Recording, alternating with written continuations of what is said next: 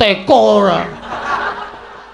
Melu-melu lan iki kewangi karo kowe dawuh karo Adi Prabu Bathara Guru supaya maringake ngambil ya kuwi gamelan kono aku tak uring-uring aku nek nesu sapa-sapa tak uring-uring kok ora peduli ngewangi aku apa ora aku nesu ngene iki widodari wedhi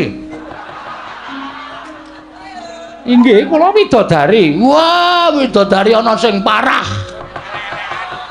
apa kaya ngono kok widodari iki jebul ana sing elek ya widodari iki werna-werna kaya mburi kae widodari kok lemune ora jamak-jamak widodari iki mesti kaning wong wadon awak-awakane kudu ramping apik nek carane bodi iki biola ae bodi kok kaya bok pucuk bongkot ora ana nggih-nggihane nggo ngopo kaya widodari ya wis ben kae nggo nyediani dewa elek-elek kaya kowe kuwi hus kaya aku piye ulun arep kaya ngene iki widodarine sing ayu wah dumeh dadi pengarep terus kudu ayu ra Bagong aja kaya ngono mbadan pokoke kula kudu tetep njaluk gamelan Lokananta nek ora diparengake tetep kula ajeng ngamuk teng kayangan kita ora wedi karo Kawah Candradimuka mbadan Kawah Candradimuka niku ngerti karo kelakuane titah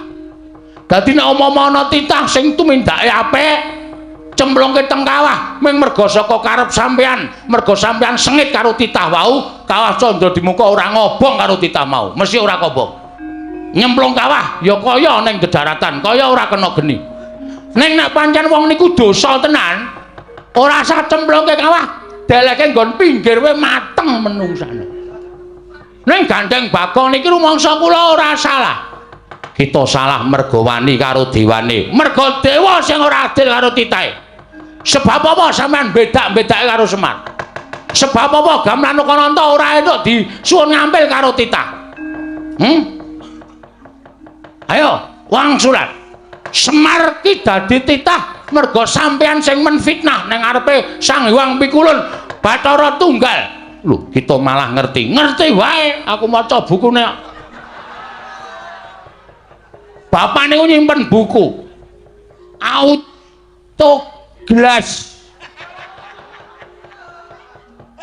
autobiografi Semar Badranaya saka sejarah pertama niku sampean laire ndok ngerti ora sampean niku sing ragil dhewe dumadi saka kuningane ndok padha karo kula kula niki ya dumadi saka kuningan ora datos kuningane Semar ya jijiki saiki nah wong arek ting Cirebon sak penake dhewe ayo putihane dadi Semar kulite dadi Tommy tokok Tommy joget kulite dadi togok telu-telune anake Sang Hyang Bathara Tunggal merga nalika semana Sang Hyang Tejamaya karo Ismaya nedeng gladen peperangan terus sampean wadul karo bapak sampean Sang Hyang Bathara Tunggal Kakang Tejamaya karo Kakang Ismaya do gelut kepengin dadi dewaning para dewa Sang Hyang Tunggal duka eyang Sang Hyang Bathara Tunggal kita kok nyebut eyang lho aku anake Semar anake Bathara Tunggal ki Mbah Kakung dadi aku iso nyejarahke kula iso nyejarahke Sang Hyang Tunggal murka kok dadi kaya ngono pakartine Tejamaya karo Ismaya diperpeki wong loro niku Semar kalih Togok ning jaman semana jenenge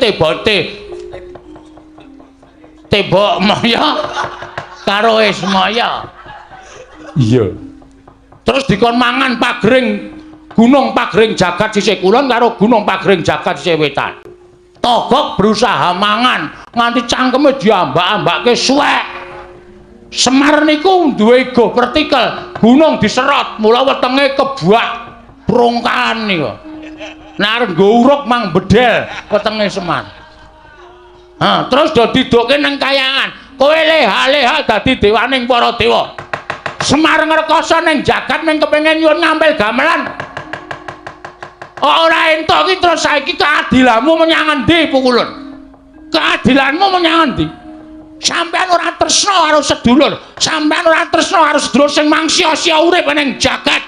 Ming disili gamlane kok ora etuk. Wong kok le malak men kowe. Ya Madipati, ajar kowe. Macem-macem aku dong tutuk le koja. Inggih. Ah, ngono. Lho, ya Madipati. Aduh, pukulun kula malah tratapan. Kowe jajal njabut nyawaku. Aku isih urip kok jabut untumu modar. Ompong kabeh kowe. Oh. Ya ngati-ati lho ya Madipati, ngati-ati. Sembrono tenan. Kok tekan semono kamu ngitung kowe. Nek Semar karo Tejamaya anu Siwatagok gelem dadi dewa, kowe kapan dadi dewa? Ora kelakon kowe. Ora kelakon ana Sang Hyang anu Manikmaya, catur bojo. Nilakanta. Ora ngajar to karo dewa kok ngunekke sak pinake dhewe. Sang Hyang Purwacarita, Purwareja, Purwakerta. Ora ana. Mangsane ora. Ning kok saiki mbareng dadi dewa sombongmu minta ampun. Kemewat kaya ngregem jimat. Awa dikira titah kaya Bagong rawani gawe kisruh kayangan. Tak enteni telung kedheping paninga, kowe ra menake gamelan Lokananta, aku ngising sanggon-gon. Demawing tawang tuwang. Tinepatno ing tulamanu Ulun. Kemareng kula ngaturaken sembah. Sumengkeming mahabekti kula kunjuk. Iya Panakawan ndak tampa pangestuku tampanana. Kula pun dinggo jimat paripih dayanana ing kasantosan. Tru. Sing nungkoke kowe berskap sapa ya? Bapak. Ikete Bapak. Aku tak bali nang omah ya, Truk. Ngopo? Ngajar Semar. Lho. Mergane iki jenenge ora adil. Munggah nang kayangan kowe disandangi apik kaya ngono kok mbedak-bedake Semar aku blas ra tukoke apa-apa men disangoni trening abang. Iki cetha nek Semar ketok nek arep ngasorke derajate anake sing ragil ning ngumbul-ngumbulke anake sing tengah. Lah kowe mau kowe wingi dina Minggu kon teko none bapak ora teko. Lah ngapa? Do ukur seragam kok. Aku ro gareng wis syukur beskap, ikete ya wis syukur. Lah kowe kok ora teko. Ah, Semar-semari. Iki aku isin nek carane ngene iki ketok banget aku kere banget ya, Tru. Kowe ketoke duwe nganggo seragam beskap, tata kramane komplit. Aku celuk lambi mung nganggo kathok training abang. Wis ora apa-apa. Ora apa-apa iki tetep engko nek mulih Semar tak ajar. Lho. Aja ngono to, bapak iki bapakmu kok. Kowe iki ya arep digaweke iket, ning bakale ora cukup, kudu nganggo korden. Anggepmu ndasku sak genthong ya. Kok dadak nganggo korden? Ah wong ukuran iket kok 86 ki sirah apa? Uteke gedhe. Panakawan Bagong. Wonten dawuh, panjenengan sinten? Lho. Ulun Bathara Guru. Lho, guru kok yaene muridé sapa? Iki mula mau nek tak jak ning repat kepanasan tak asaku omong gong iki sowan dewa. Dewa iki beda karo menungsa. Dewa iki sing nitahke awake dhewe. Iki Sang Hyang Manikmaya. Wah, Mas Manik. Manikmaya. Mas Maya. Manikmaya komplit. Bagong aja sembrana. Iki apa iki truk sound system nang kene iki?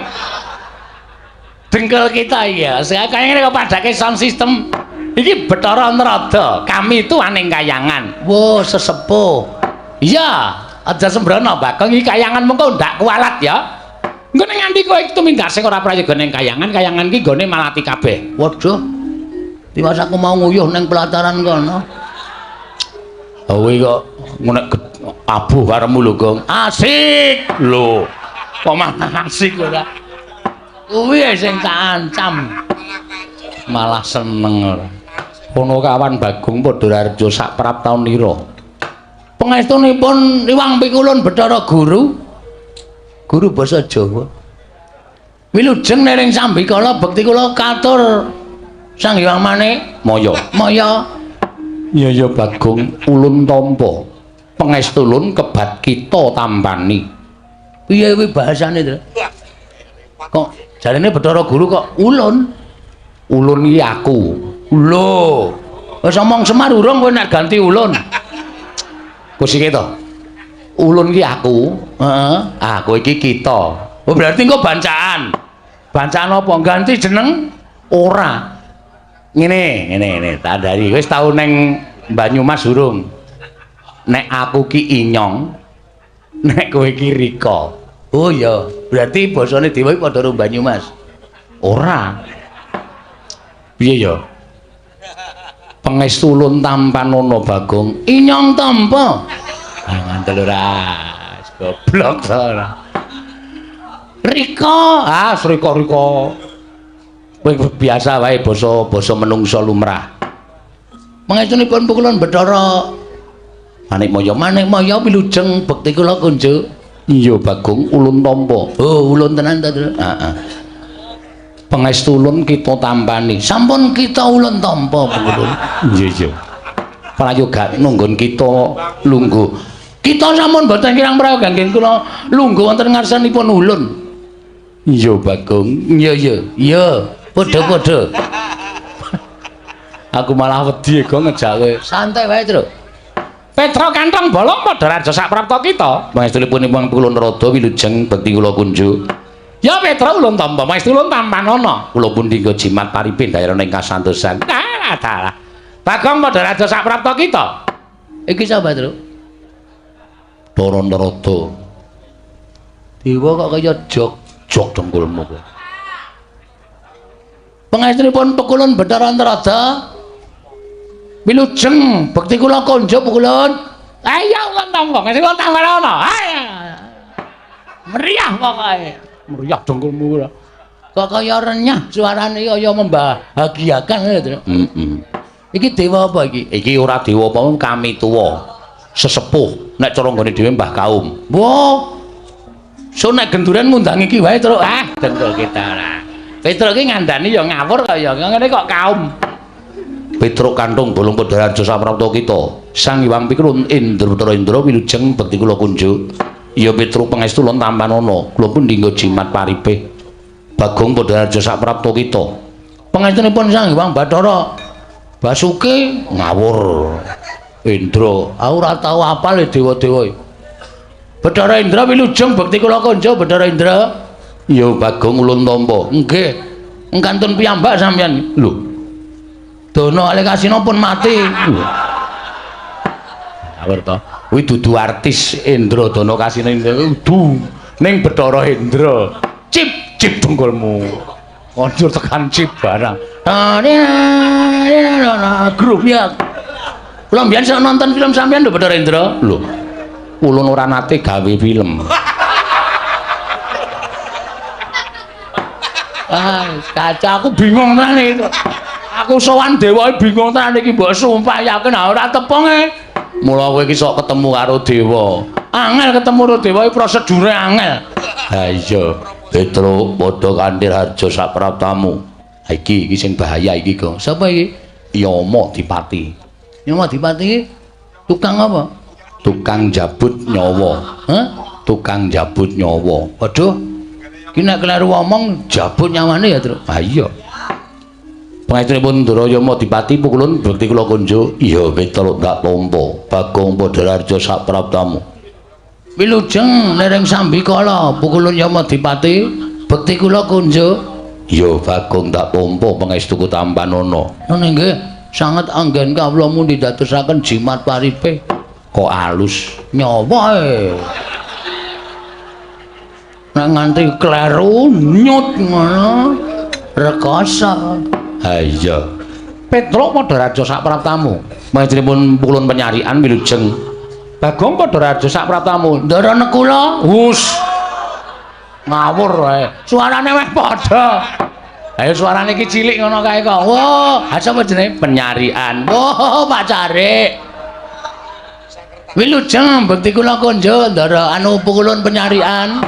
Iya Bagong, tak tampa pangestu tampan ana. Kula pundi bersisa. Mula ya ora salah aku nek kleru. Ha iya. Pangestunipun Pungkulun Penyarian kula tampi andadosaken jimat paripih. Petruk dalem.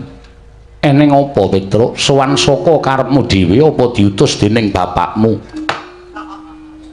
Sowan kula menika mboten saking pikajengan kula piyambak, namung kula menika dapur dipun utus dening Bapak Semar.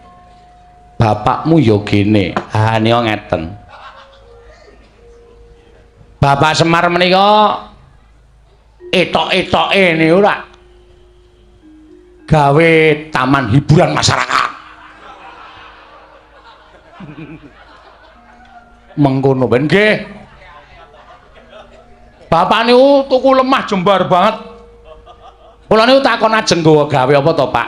Petruk, kula tak crita nggih. Iya ya Petruk ora dadi ngopo.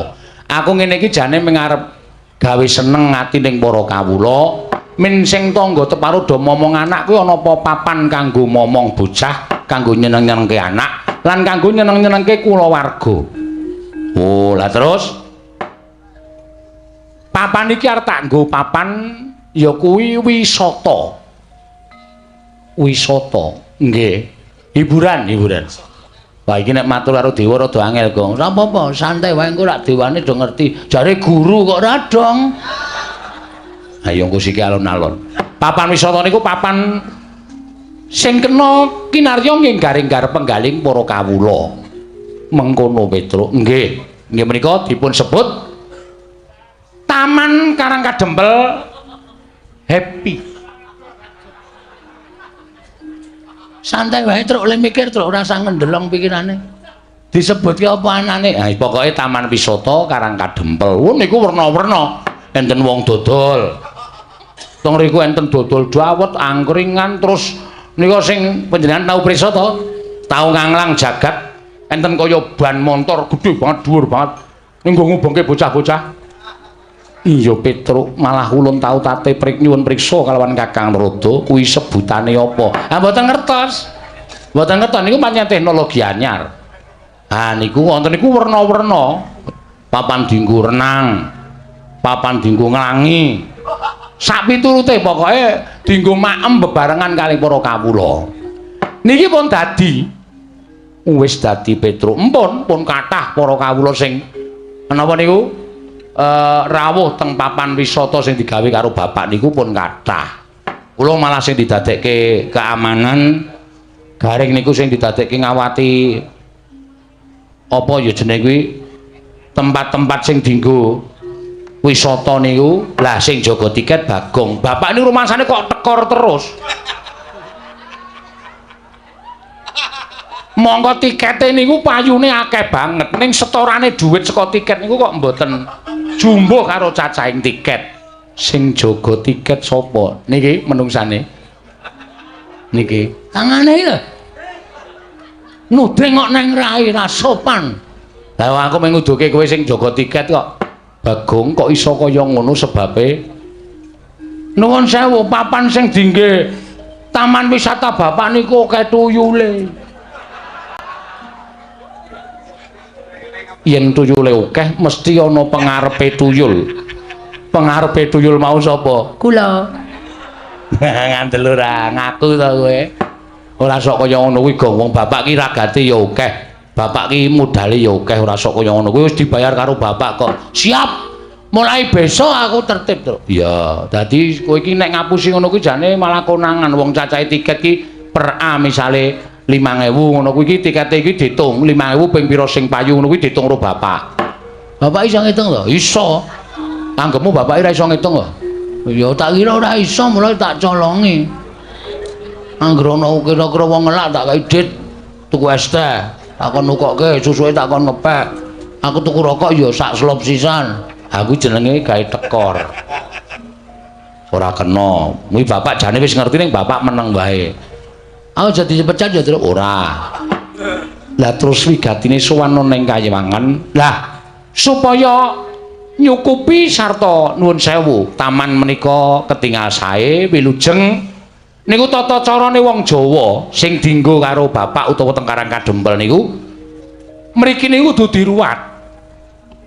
Kene ngendi taman wisatane bapak niku kudu diruwat kanthi carane tatane wong Jawa niku nanggap wayang. Monggo bapak niku nuwun sewu nek kon mayang apike ra jamak-jamak. Monggo bapak niku ming kon ngruwat. Lah bapak bingung lek ajeng nyuwun ngampil gamelan iku teng pundi. Tumuli piyambakipun nemut nek duwe adi inggih menika nuwun sewu Kadang Taruna Sang Hyang Manikmaya sing kagungan gongso nami gongso Kyai Lokananta. Jane nggih bapak niku pun kula pringgake wong bapak ile mayang rate apike gamelane wesi wae. Kok wong mayang rung karo anape kok gamelane dadak saka kayangan kok nek nganti penontone gelo. Ya ora, bapak iki ora ngerti nom-nomane bapak nek mayang ape lho. Bapakne wong mayang entekke sindene. Jiane dan tenan kok.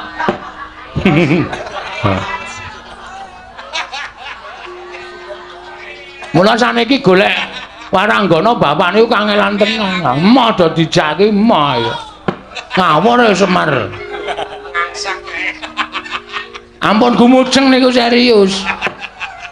Iya Bagong nggih. Ah niki terus. Iya. Dadi sowan kula menika diutus dening bapak nyuwun ngampil gamelan Lokananta. Komplit slindro pelok. Nek ajeng kepareng panjenengan sumun Prabu Pukul Bathara Guru menika paring dawuh, bapak niku ken bayar ya manut, ken ngijoli apa-apa ya manut ning gamelan Lokananta kudu rawuh teng Karang Kadempel. Dadi srana syarat ngruwat bapak nggih menika taman wisata sing enggal supaya nir ing sambikala. Dados sowan kula kali Bagong menika dipun dawuh dening bapak supaya nyuwun ngampil wujudipun inggih menika gamelan Lokananta. Mengkono Petruk nggih. Mila dinten samangke menawi Hyang Pilun Bathara Guru kepareng maringaken matur sembah nuwun dene ya mboten nyuwun pangapunten. Kalih nek niki kula wis dikandhani bapak sekedhik arta dienggo pengenceng. Nek Hyang Pilun Bathara Guru kersa maringaken inggih menika gamelan Lokananta niku wajeng kula pede. Apa, Gong? Pede. Pede ki apa? Manjeri lho. Goblok. DP. Hah? DP. Ameng kuwalik kok. Ora pas kok ya. DP kok pede. Niku mboten ketang sekedhik, mengke pelunasanipun 7 tahun sakwise pentas.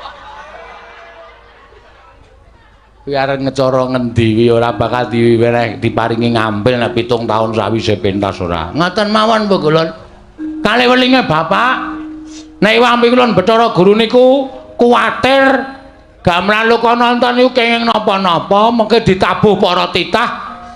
Mengke peranganing Jawata kinen ngetutke tindake gamelan Lokananta. Kalih Yoni Dipalilah mangke masyarakat bapak-bapak kumpulan karawitan Karang Kadempel lajeng nuthuk gamelan Lokananta mboten ketang sak kempyangan men padha marem niki pun latihan inggih menika ladrang Subasiti. Apa, Gong? Ladrang Subasiti. Subakastawa, Subasiti Kastawa. Jenenge digabung-gabung ora apik. Ngene diparengke dene mboten nggih mboten napa-napa. Kakang Narada, menawi kados pundi Kakang ketingalipun namung sepele ning tumrap kula kok dadi gawe. Adi, nyuwun pangapunten. Kakang Semar menika Kakang Ismaya, menika Kadang Paduka Werda. Mila menawi wonten boten repotipun Kakang Semar menika mesti mun Adi Prabu Bathara Guru sampun ngantos panjenengan menika awal maringaken ngampil gamelan Lokananta badhe kaboyong wonten ing Karang Kadempel. Malah tumrap kula menika satunggiling pakurmatan tumraping Adi Pramesti Bathara Guru. Ing atasipun paduka menika Kadang tinemu Taruna nanging tasih dipun penggalih dening Kadang Timur Werda inggih menika Kakang Ismaya. Leres ngendikanipun Bagong, menawi kuwatir wonten menapa-menapa tindaking gamelan Lokananta menika dipun tutaken para Jawata. Indra ingkang kadhawan supados ketutaken sak kanca rawangipun para dewa ketutaken lampahing gamelan Lokananta. Waton sampun ngantos dados tutawi damel murkanipun Kakang Semar. Menawi ngantos paduka Adi Pramesti Bathara Guru menika mboten maringaken gamelan Lokananta, mesti kemawon Petruk wangsul wadul kalian bapakipun. Nek nganti Petruk bali wadul karo Semar, dalah Semar ngamuk teng kayangan Warataya. Sapa sing arep wani karo Semar Badranaya? Saya nek pun ngubal-ubal pusakane wujud entut. Wah, menika wah mbebayani. Leres Bu kula wingi bar opname 7 dina. Mergane dintuti Semar. Setan tenan. Lho, karo bapakne kok senengane ngono kuwi. Pas cangkeme. Kon mijeti nggon sikil ki muni iki lho gong nggon bokong iki kok kaya linu-linu. Tak demek nggon bokong ki metu matut ngono. Pas banget lho, langsung raiku biru. Kowe ora nilai to? Ora. Kowe iki jan setan kok kowe. Kowe iki sedulur ning mungsuh. Kowe iki wis bola-bali ngapusi lara wingi lara ngapusi tak tileki tak nei dituke tak golek tukoke jeruk ya rong dina mari. Ana kuwi teknik tak nggo golek dhuwit. Wo, edian ora. Pancen aku edan. Ngaten Kakang. Nggih. Nanging ngantos Semar menika mangke murka. Ha tapi sinten iki badhe wantun kalian Semar. Nanging tumrap kula menapa dipun ngendikaken Kakang Semar lumantar Petruk menika sampun nerak pacak nerajang perbatang. Nerak pacak nerajang perbatang perkawis menapa? Dipun menapak-menapakno Kakang Semar menika titah. Mangke rumiyin. Titah menika rak lairipun nanging batosipun Kakang Semar menika Jawata, Sang Hyang Bathara Ismaya. Nanging wiwit nalika semanten sampun mapan wonten ing jagat, sampun pinten-pinten abad laminipun. Mila Kakang Semar menika sampun dipun setrakaken boten dipun akoni dening kulawarga kadewatan, nanging tetep dados titah sawantah. Mila menawi wonten jamak lumrahing titah ingkang wantun badhe ngampil dhateng uba rampe ning Kayiwangan, tontonan ing Kayiwangan. Tentuke mawon kula mboten maringaken. Lah nuwun sewu lho. Menawi Padika paring dawuh mboten maringaken menika mangke menawi Semar tumuli minggah wonten ing Kayangan malah mboten prayoga kedadosanipun. Langkung nek nganti anake Semar loro niki midhanget panjenengan mboten maringaken gamelan Lokananta badhe kaboyong wonten ing Karang Kadempel. Lha nek bocah loro niki nganti ngamuk sapa sing arep nandangi ridane wong loro niki? Ora taya kowe. Petruk niki anggere kaya ngeten iki ning Digdaya kliwat ukur. Luwe-luwe niki. Sing teng mburi kula sing mripate kaya ndok ceplokan iki. Niki nek wis muni nesu, sapa sing arep mandi karo Bagong? Lah dalah. Lho niki napa? Ora edan ana dewa kok ditirokke iki nek ora Bagong ora lho.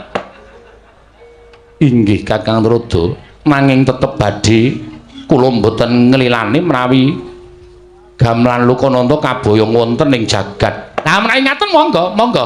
Ning nuwun sewu kula tunggak waru godhong dadap. Tegesipun menawi wonten menapa-menapa Narada ora melu-melu ora melu garap. Kula aturi ngraosaken piyambak. Kula semanggaken. Mrika sampun kula aturaken lho. Tunggak waru godhong dadap. Narada ora melu-melu ora melu garap. Nek ana moga-moganing titah kalih menika kula semanggaken adhipun renggalang gridanipun Petruk kaliyan pun Bagong. Haripun sampun dipun utus dening bapakipun pados nyuwun ngambil gamelan Lokananta di Kakang Rodo kasinggihan mekaten. Petruk dalem mestike mau mesti wae Petruk wis midhanget. Nggih. Gamelan Lokananta kuwi tontonan ing kasuwargan. Oh nggih. Gamelan Lokananta kuwi wujude uba rampe ning kasuwargan, uba rampe ning Kayiwangan. Ora saben titah bisa nyuwun ngambil gamelan Lokananta. Nyuwun mampunten, Mbul. Ingin nyuwun ngambil menika sanes kula ning bapak. Sing nyuwun ngambil nika dudu Petruk ning bapak. Nadyan bapak kita kuwi titah. Nyuwun mampunten. Ngendikanipun para sepuh, ngendikanipun para pinter bapak menika mboten titah. Ning nika dewa Sang Hyang Bathara Ismaya. Nanging bapakmu wis ora dianggep kulawarganing kadewatan. Bapakmu wis dibuang ngono ing jagat, tegese bapakmu kuwi wis dudu Jawata. Bapakmu kuwi mung titah sawantah. Oh ngaten. Iya, dados kesimpulanipun keteranganipun kula nyuwun dawuh. Dipun paringaken ana mboten? Ana kawan Petruk, ulun ora mlayogyani, ulun ora maringake. Mboten maringaken? Ora Petruk. Ha nggih sampun mboten napa-napa. Gong, piye iki? Piye? Sukses ora? DPD saiki apa engko? DP. PD ora. Di DP saiki apa engko? Nek wis siap DP-nen. Ning wong iki gamelan Lokananta iki ora dikeparengake tedhak ning jagat, ora entuk diboyong ning Karang Kadempel. Bagong, non. Gamelan Lokananta mboya entuk diboyong marang jagat. Mboya entuk diagem dening bapakmu ning Karang Kadempel nggone bakal ngruwat papan wisata ing mapan ana ing Karang Kadempel, Bagong. keterangane pokoke intine gamelan Lokananta ora entuk di gawa ning jagat ngoten. Iya. Nek nganti kula lapor Bapak, ulun ora wedi. Ulun ingkang bakal tanggung jawab. Berarti sampean mboten ajrih kali bapak kula. Ora wedi Bagong. Nek ngoten timbangane kula bali ning enten mawon. Entuk ora entuk ajeng kula suwun ngambil. Nek nganti sampean mboten biar ora. Mengentukaken maringaken gamelan Lokananta kula boyong wonten ing alam donya. Ora ujan ora kaul. Noyah-nayah Baskara titi mangsa. Bagong mboten ajeng wangsul. Nadyan Bagong dikon wangsul, kula ora arep gelem. Nek perlu kula kudu tanding kali dewa-dewa sing do tata tirik-tirik teng mriki. Kula ora wedi pikulan.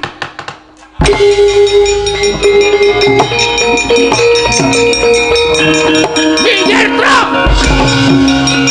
Wis dian saiki.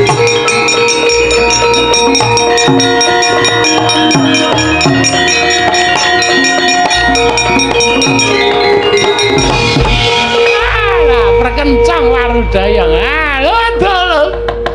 Lah cah edan tenan. Ning ngarepe dewa kok salto. Nandhake nek aku ban kuning karate. Nyepelekke ora. Kanthi dasar apa sampean ora ngeparengake gamelan Lokananta digawa ning jagat? Mongko sing nyilih Bapak Semar. Ora ana kuwi pukulan. Bagong ulun dewa, kita ora basa. Wis ora peduli. Tak basana nek mengargai mangkele Bagong, ora wedi aku. Yen kita wani karo dewa apa kita ora wedi cemplungake ning Kawah Candra Dimuka. Kulina aku nek dicemplungke jugangan wae. Kawah Candra Dimuka, Gong. Candra Dimuka napa? Neraka. Wit. Tenane lho, tenan. Kuwi papan diku nggodhog wong-wong sing salah-salah kuwi diobong ning kono. Ora wedi aku. Lho. Gong, ora edan. Ora wedi. Aku kulina cedhak geni gedhe. Aku kulina ngobong bata. Ora wedi aku. Panas wis ora pempan karo aku. Yen ngono kita wani karo dewa, sing tak wedeni apa mau Bathara Guru? Memper kaya ora ndek murid wong watek-watek akemu kaya ngono. Arep nganggo jeneng Bathara Guru nek ora tumindak sing apik mung disuwuni ngambil iki kelange apa ta? Kelange ana apa ta? Ora kelong, mengko gamelan Lokananta tak kondurke ning kayangan utuh sak kecere. Ora bakal ana sing cicir. Tabuhe ya utuh, ora bakal tak ganti. Nggo ngopo aku? Aku ya duwe gamelan Lokadrim. Mau Lokadrim kok tok pamer-pamerke. Kowe lah piye kempule wae nek dituthuk iso kaya wong getah. He. Piye ora gleleng. Nang kempul dituthuk iso mubeng gayor. Iki ngenani ndase sing ngempul. Wong gamelan wesi dipamerke. Pamampanen to mboten. Nek mboten entuk, kula ora wedi lho. Kula nek ngamuk teng kayangan niku kulina. Pun paringe napa mboten pikulun. Tetep ora ulun paringake. Kepiye? Wah, Di, aku aturi angkat lho, Di. Bagong sampun ngantos pengatur menika mbok sampun ngantos bener menika damel kayangan menika geger. Nek kayangan geger men diamuk Bagong rak saru. Dipun presani dening para titah wonten ing jagat. Kepiye? Badan ana pisan kan. Sampeyan muni piye? Bagong gamelan Lokananta ora tak paringake. Kula saking mriki mencolot mriku menggunakan kekuatan tendangan tanpa bayang. Sampeyan kena mesti muntah getik. Ya, Tru? Mbuh. Mantel. Dewa-dewa sing ngarep do ngadeg. Lho. Kuwi kon tringgu kok malah ngadeg ora. Parang mboten Kulun. Tetep ora ulun paringake. Kula hitunge 3 kejepeng paningan. Nek Kulun tetep mboten maringaken, mboten wonten wiyosing pangandika paduka wangadi Kulun. Maringaken gamelan Lokananta dhateng Bapak Semar kula boyong wonten ing Karang Kadempel nyuwun pangapunten nek kepeksa Bagong mboten gadhahi tata krama wonten ing kayangan Bathara Indra.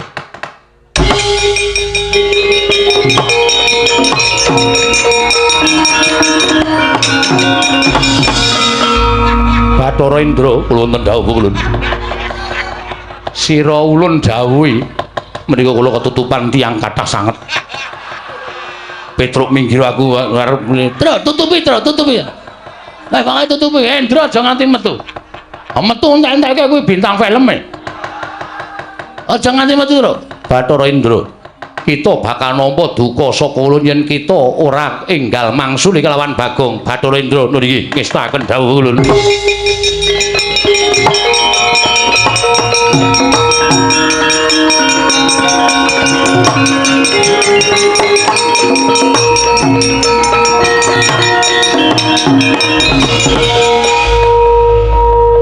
Sawai ulun Bathara Indra welo edian ulun putra nomor 4 Iwang Pikulun Manikmaya Atmaja ingkang angka catur. Anake Bathara Guru ki pira? Akeh Bagong. Sapa wae sik mbarep sapa wis? Ulun dhewe mboya hafal. Aku dene hafal kowe anake Bathara Guru nomor 4 karo mbarepe kok ora hafal. Ulun ora ngerti. Iki piye kok malah do cacah jiwa iki piye iki? Wong arep tantang-tantangan kok malah takon mbarepe sapa ragile sapa mbarepe sapa ya ben mbarepe wis nyambut gawe ragile urung nyambut gawe ngono wae sampung. Bagong kok dituruti ora. Ngopo sampean? Ulun ora nrimakake. Ora nrimakake perkara apa? Perkara kita nggone swani kalian panjenenganing Iwang Pikulun Bathara Guru. Bagong bali apa ora? Ora.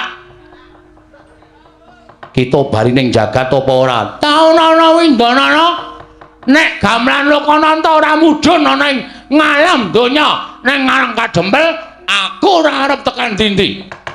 Tegese kita wani kalian panjenengan ulun. Apamu sing tak wedeni? Ayo metu nang repat kepanasan tak bondo tanganmu tak rangket sikilmu. Tak lebuhake ning kawah Candra Dimuka. Oke dikur aku wedi kok karo kowe. Apa dikur aku wedi karo kowe? Truk, Bathara Indra tandangi, aku sing nandangi Bathara Guru. Yo, manut wae.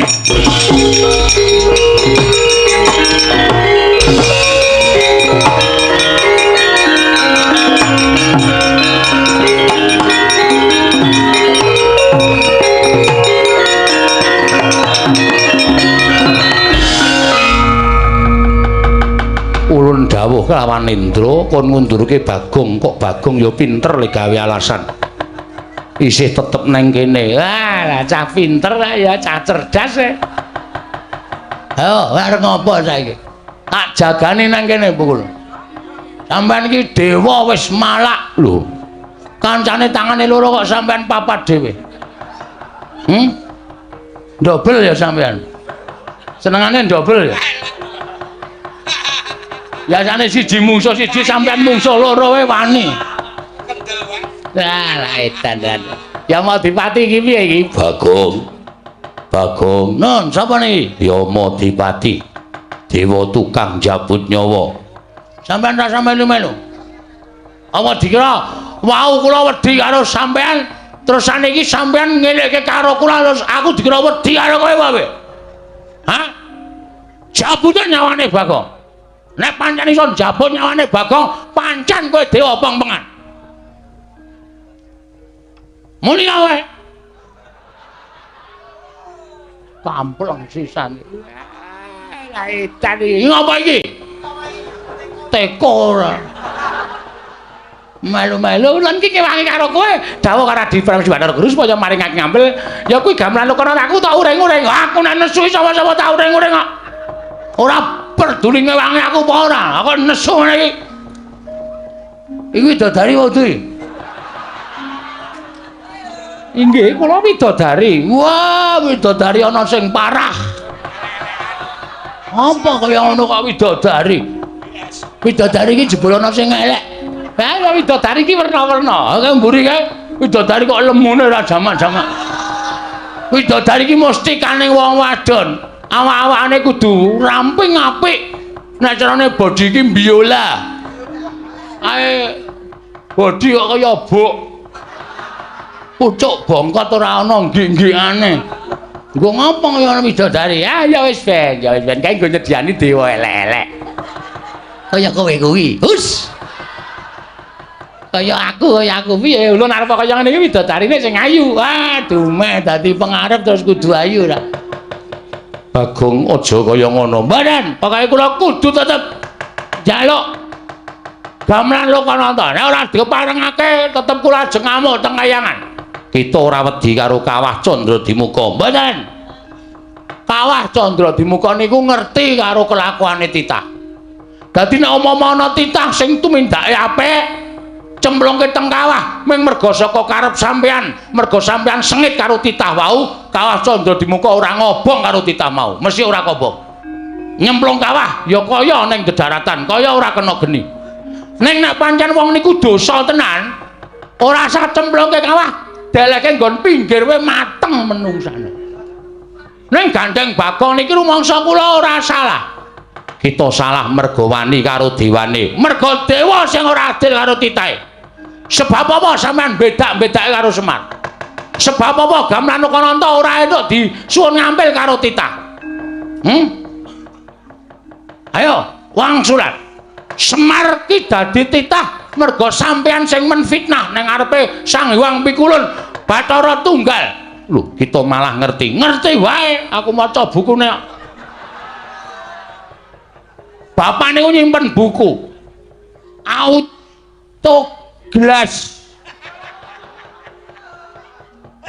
Autobiografi Semar Badranaya.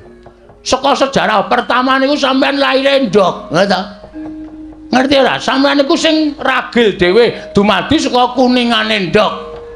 Padha karo kula. Kula niki ya dumadi saka kuningan. Mula dados kuningane Semar.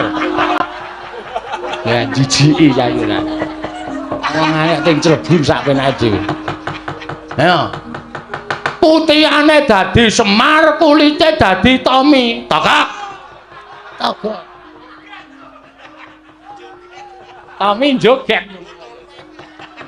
Kulite dadi Togok. Telu-telune anake Sang Hyang Bathara Tunggal. Merga nalika semana Sang Hyang Tejamaya karo Ismaya nedeng gladen peperangan, terus sampean wadul karo bapak sampean. Sang Hyang Bathara Tunggal, Kakang Tejamaya karo Kakang Ismaya do gelut kepengin dadi dewaning para dewa. Sang Hyang Tunggal duka. Eyang Sang Hyang Bathara Tunggal. Kita kok nyebut eyang. Lho, aku anake Semar. Semar anake Bathara Tunggal. Bathara Tunggal ki Mbah Kakung.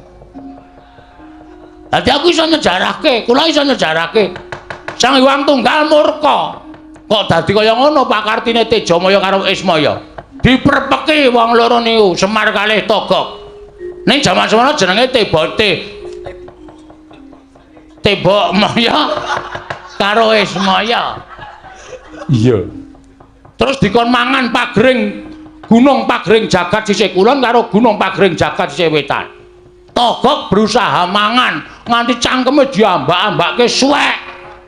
Semar niku duwe go vertikal, gunung diserot, mula wetenge kebuak prongkalan niku. Nek arep nggo uruk mang bedel wetenge Semar. Terus do didukke ning kayangan.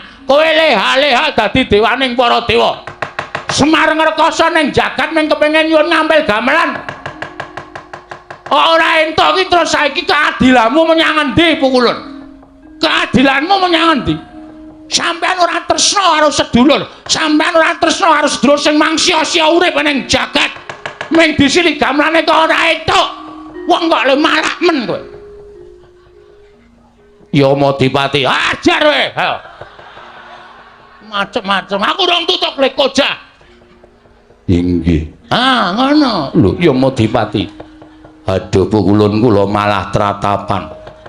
Kowe jajal njabut nyawaku. Aku isih urip kok jabut untumu modar. Ompong kabeh kowe. Oh. Ya ngati-ati lho ya Madipati, ngati-ati. Sembrono tenan. Kok tekan semono kamu ngitung kowe. Nek Semar karo Tejamaya anu Siwa Togok gelem dadi dewa, kowe kapan dadi dewa? Ora kelakon kowe. Ora kelakon ana Sang Hyang anu manik maya catur bojo Nilakanta. Kurang ajar to karo dewa kok ngunekke sak pinake dhewe. Sang Hyang Purwacarita, Purwareja, Purwakerta. Ora ana mangsane ora.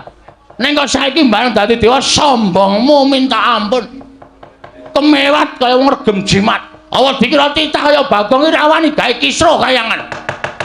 Antene telung kedheping paninga kowe ra meneke gamelan Lokananta, aku ngising sanggon-gon.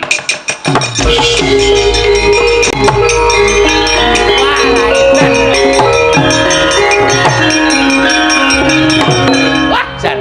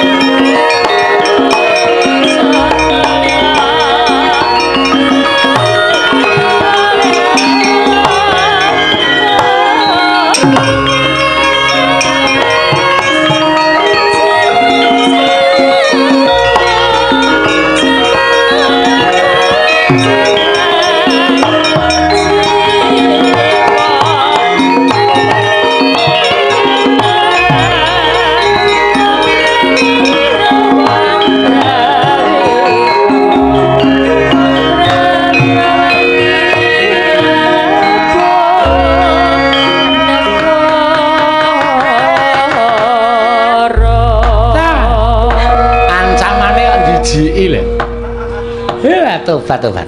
Lah nek kelakon apa ora teng-tengan kabeh. Lah menika lho kula ngajaripun kaliyan Bagong menika. Wong ndugal kewarisan sak kepenake dhewe. Ning tumrap kula suarane Bagong menika dadi wakiling para kawula ingkang mapan wonten ing Janaloka. Lah ya kuwi. Lah di guru menika ya dipun suwun pados maringaken gamelan Lokananta iki ora kersa iki lho malah. Tumrap kula ingkang nyumet dhateng kamontraning kayiwangan ndadosaken geger menika paduka Adi Pramesti Bathara Guru piyambak. Kakang Rada, menawi panjenengan sampun paring dawuh tunggak waru godhong dadap mboten melu-melu lan mboten melu nggarap. Ala becik bener lumput bejo cilaka bungah susah. Kula ingkang nanggel. Nggih, ngaten kula semanggaken. Yama Dipati wonten dawuh. Aja wedi kangelan lan aja samar kelawan apa ing katindakake dening Kakang Ismaya. Bagong nglawan Petruk dirangket. Sawise dirangket pasrahna lan panjenengan ulun dhewe ingkang bakal nyemplungaken ing kawah Candra Dimuka. Nun ngestaken dawuh. Nyuwun pamit madhal pasilan sing ati-ati aja kaya bocah cilik. Kakang Rada, prami sampun paripurna pasewakan penyarian kula wonten timbalan Pukulun. Budalna ingkang padha seba ingsun kundur ngedaton. Kula nuwun ngestaken dawuh. Nyuwun pamit madhal pasilan sing ati-ati aja kaya bocah cilik. Penyarian. Sipun Pukulun Sang Hyang Manikmaya. Tak kira mboten luput napa sing kula aturake sipun Pukulun Sang Hyang Bathara Guru. Ning tetep mboten maringaken wujuding gamelan Lokananta nyuwun pangapunten. Arepa Petruk niku persasat mangke remuk disawurke putung dibandemke teng kayangan. Ning bapak ajeng kula labuhi pati. Yen ngono enteng karo patimu, mboten enteng sebab napa pati urip niku sing gawe sing kuwasa. Mapano tak bondo tak krincung sikil lebokke ning kawah Candra Dimuka. Carane sapi mang jagariyen Pukulun. Nek kula wis ora iso obah, ora iso ngrawat mang bondo, tangan kula mang krincung sikil. Gene marganing patimu. Nuwun sewu nek kula wantun kali sampean.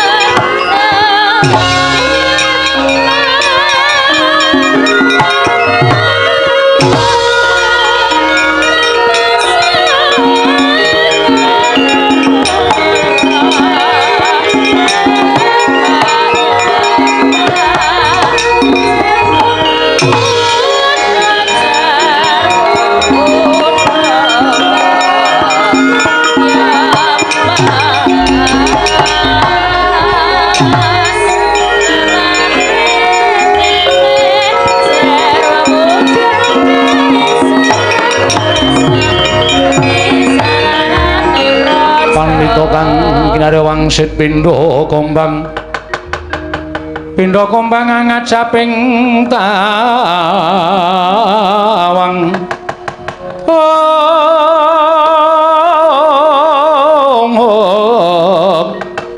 susuh angin ngendi kone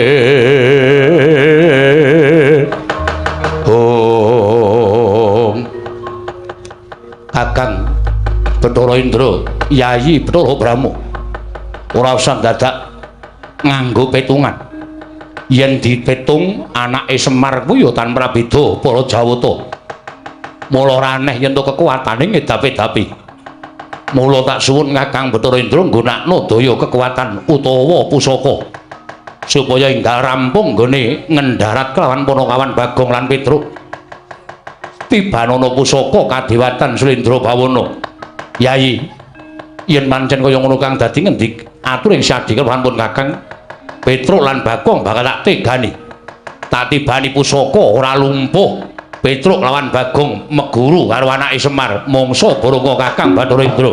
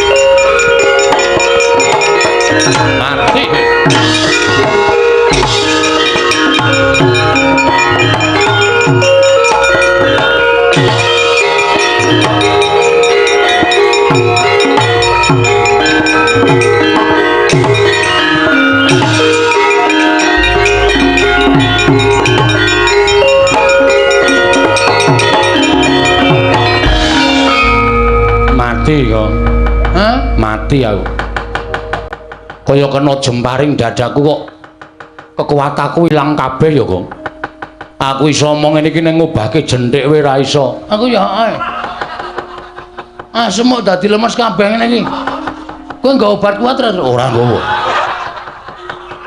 men iso obah wae aku wis seneng lho jane ayo sambato kena daya kekuatan pusaka kaendran ora lumpuh aja tundang Bathara Indra Petruk lah sampean sombong sampean umuk ayo nek wani tangan kosong Truk awak madhep rono angil otot bebayu kaya ilang kabeh iki piye iki mentari mata sing kedap-kedip wah cilaka ya aku ya ngono iki wah wis mati iki cecok cemplungke kawah candra di muka ora sawedi karo mati le nek perlu awak dhewe mbelani bapak tekaning pati awak dhewe nyemplung kawah nek pancen awak dhewe engko petungane karo sing gawe urip ki ora salah kawah candra di muka ora mempan mobong karo awake dhewe tenane tenan kuwi buku ngendi sing ngomong ngono kuwi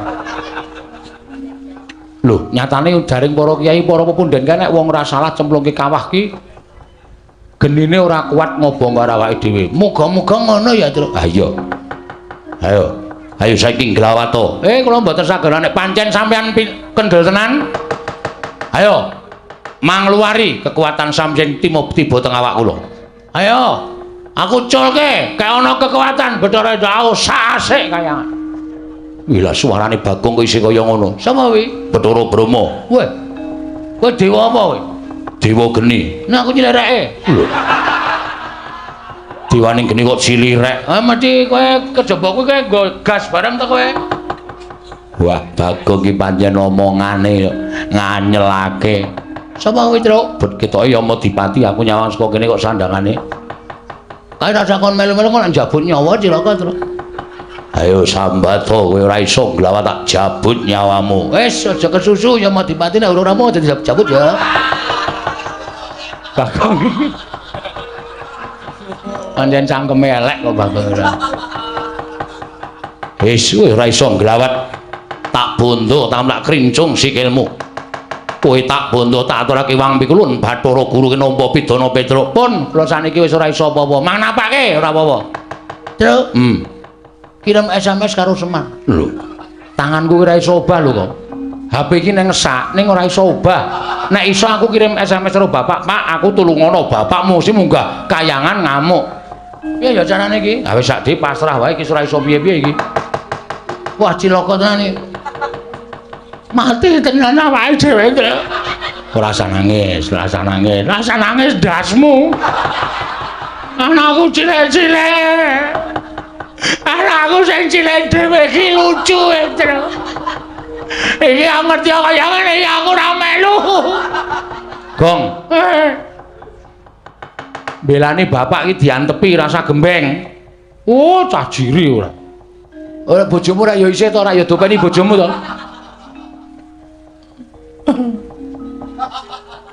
Gareng urip Petro. Lah ngopo? Ora ngerti to. Gareng ki seneng ro bojoku. Oh, berarti lek nangis ki wis melang nek bojomu dipek gareng. Ora apa-apa men gareng men kecingkrangan uripe. Nguripi bojo siji wae rekoso kok arep bojone loro aneh-aneh ora. Diantepi atine. Oke. Semangat. Mati ra apa-apa. Wah ya aja. Mati ora apa-apa. Ora apa-apa diantepi wae. Yai Bathara Brahma Yai Bathara Yamadipati. Petruk dibondo tangane Bagong, bondo tangane aturke Sang Hyang Jagat Girinata. Ya ngestoke dawuh Kakang Bathara Indra.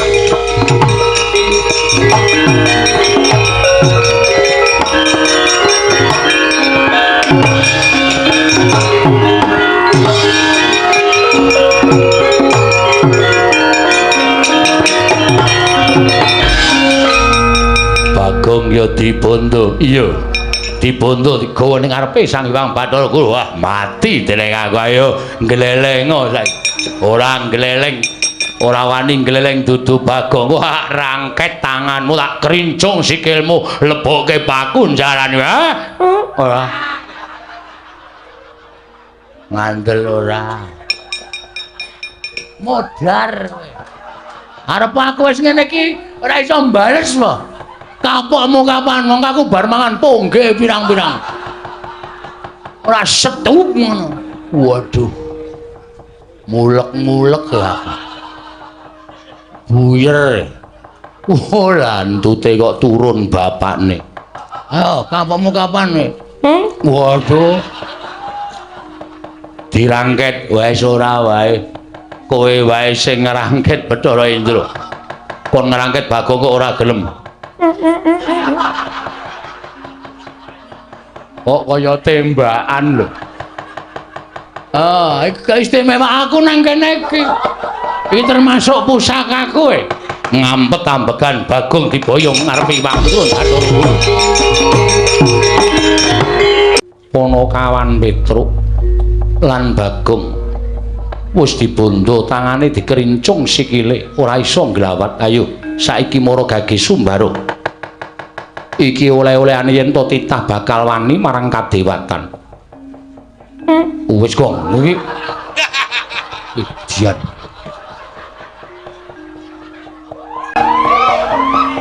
Bathara Indra wonten dawuh pukulun kok ora mbok plotot wetenge.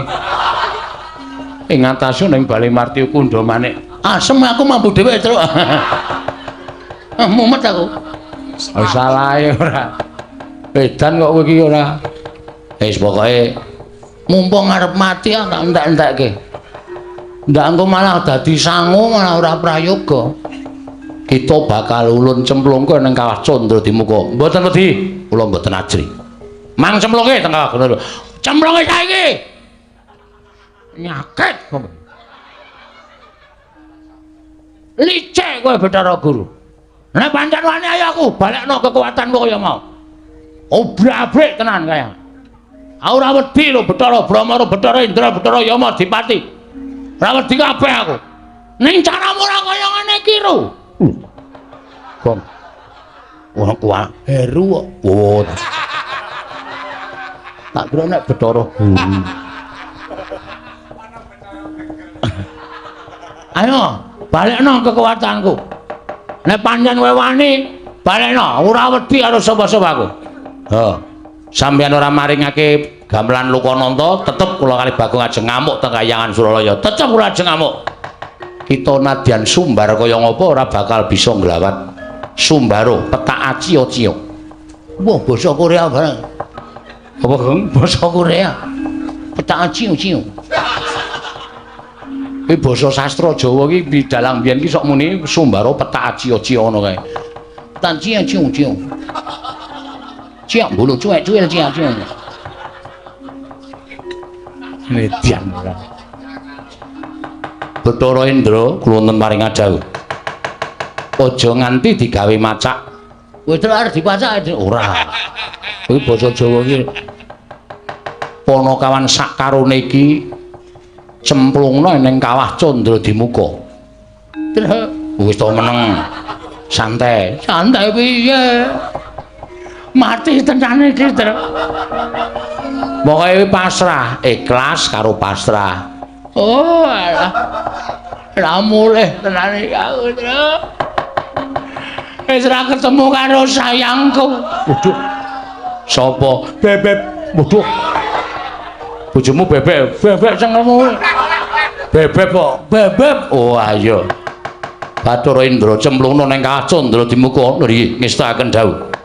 Nanging pukulun ora usah dadak sira wani tambuk. Perkara iki ulun ingkang bakal nanggung perkarane mati dening aku Panakawan Petruk.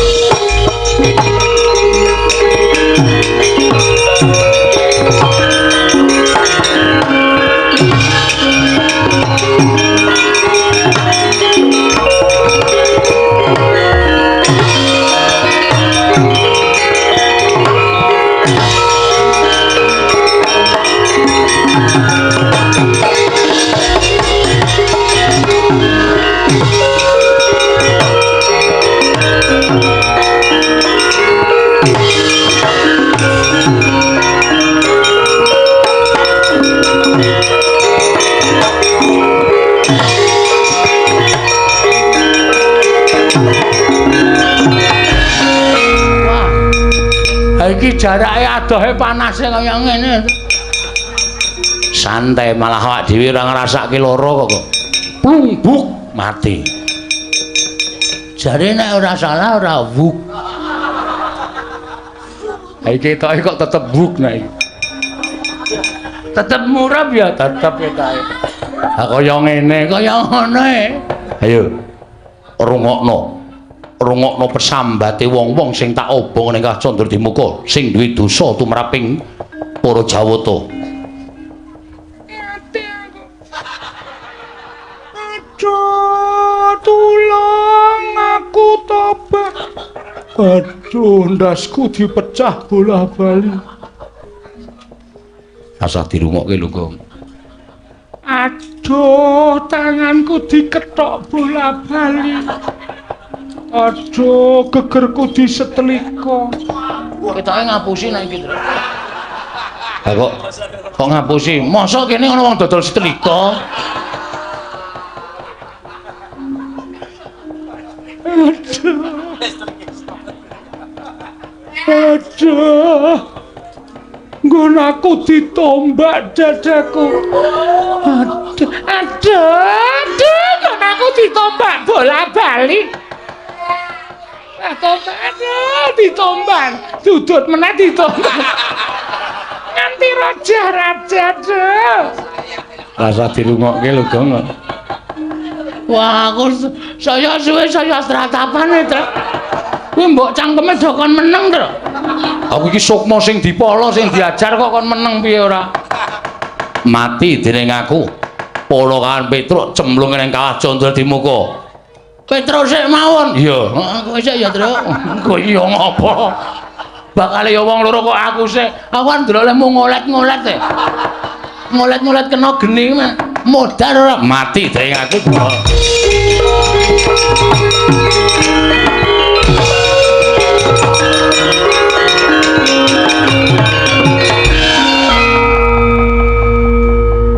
Oh, ra mentolo aku.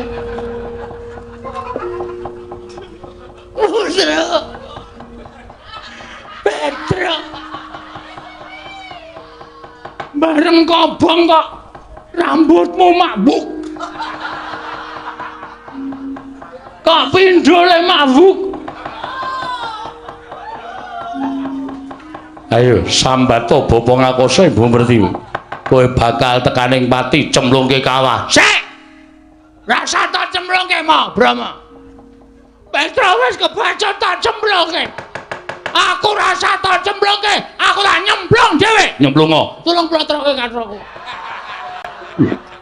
Kok dadak nyosok nyemplung telesan. Kuwi geni kok telesan. Wis jalo pamit. Truk tak tututi, Truk.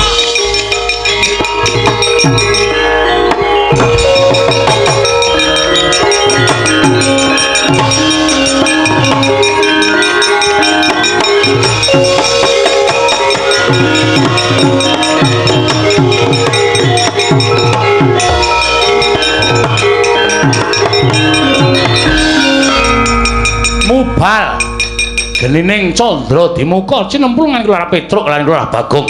Eling-eling titah ingkang boten ate klepetan dedosan nadyan keladuk wani kurang geduga. Gejol kumarucul parandina damel suka sangganing para ingkang sami wunina. Dadi kanugrahan tumraping Lara Petruk miwaki Lara Bagong. Tanggap Sang Hyang Jatimurti wis ngawuningani Lara Petruk lan Lara Bagong manjing telenging candra dimuka. Mulat Sang Hyang ngasih pranaya Sang Hyang Bathara Wenang sigra niyup saking dirgantara manjing kawah candra dimuka.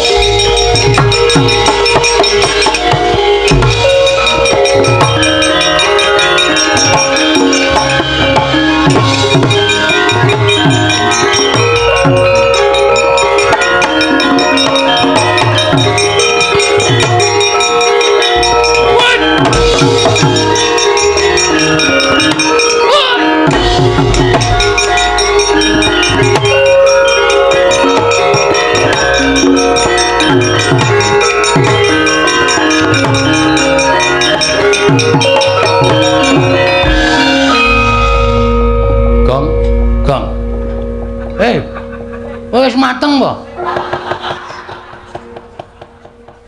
Ora kok. Kok awak dhewe kok ora iso ngrasake panas to iki, Gong? Padahal kiwa tengen geni kaya ngene, Truk. Heeh. Teng jlerit ora karo-karuan teng brengok. Nyawa disiksa pirang-pirang. Tanganmu iso obah ora, Le? Iso. Coba ngadeg kok. Wah, gene kok iso ngadeg. Malah waras e. Ha iya. Wah, ayo ngendi-endi geni. Ayo iki sing jeneng Kawah Candra Dimuka. Wih, diantruk. Kan ana wong dikethoki late bola-bali ka, Cuk. Kae wong gaweane goroh. Ngapusi. Berarti aku sok ngono kae ya, Cuk. Aku sok goroh ra. Medeni tenan. Kae wong kok sirahe dipalu. Pecah. Gathuk meneh, palu pecah gathuk meneh. Kae wong sing pikirane wong pinter ning dienggo pinteri wong liya. Dan ana wong matane dicubles paku sok kae, Cuk. Kae gane wong nginjen. Aduh. Ngopo kok aduh? Aku kulinae. Aku kuwi karepmu kowe. Aseme bojomu barang tak injen yo. Kok warna-warna ya pasiksane ya, Truk. Kaya ana sing di slamet wetenge mangan barang haram. Oh, mangan iwak-iwakan sing ora entuk dipangan kuwi, dipangan iki wetenge disumeti kaya ngono kae. Wedan. Oh, kaya ana bokonge disodok. Disogok nganggo apa jenenge iki? Apa jenenge wesi kae, Truk? Kae gaane ngentut sak nggon-nggon. Aku ana kabeh ya aku. Berarti pasiksanku ngedeni ya, Truk. Oh, medeni. Mripate dicoblos, ada besok nginjeni ya. Sok goroh lambene kethoki late. Wah, nyemelangi. Nek ya ana sing kae diobong murup malah guyu cekakaan. Diobong murup guyu cekakaan. Kae saking dosane ora iso di ngapura nganti dadi penghuni neraka. Dadi jim, dadi setan. Kae serang ngrasake lara kae kaya ngono kae. Mergo saking jahate. Ketoke kowe prek. Dapure ora. Aku ora ngopo-ngopo. Sing kono kok ketok ya.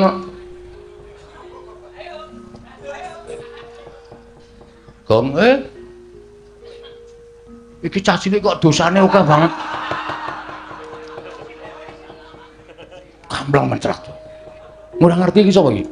Sapa? Sang Hyang Bathara Wenang. Mulai dhewe cemplung kawah ora apa-apa iki mergo ana iki. Waduh, pemadam kebakaran tuh. Wah, ewek lambemu lho. Kok karo geni kok ndele ra jama-jama ini ora pemadam kebakaran ora ana ta? Gong tak omongi. Pemadam kok pematan. Pemadam kok kowe tak omongi. Kowe mau iso crita Sang Hyang Bathara Tunggal. Heeh. Ya ta? Heeh. Bathara Tunggal iki sapa? Bapakne Bathara Guru, bapakne Semar, kuwi kambah kakung awake dhewe. Heeh. Lah iki bapakne Bathara Tunggal. Wo. Kakek buyut. Heeh. Ora kakek buyut niki sesembahaning para yai wong-wong dewa Bathara Guru nyembah karo iki. Kok cilik to? Ayo ben ora. Cah SD kok pintere ra jamak-jamak. Cah SD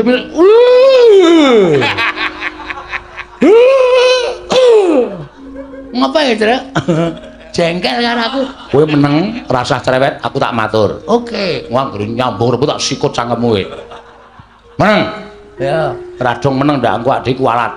Ya. Bekti kula Bu Kulun. Iya. Petruk ndak tampa, pangestu ulun tampanana. Dadi wiraswara apik.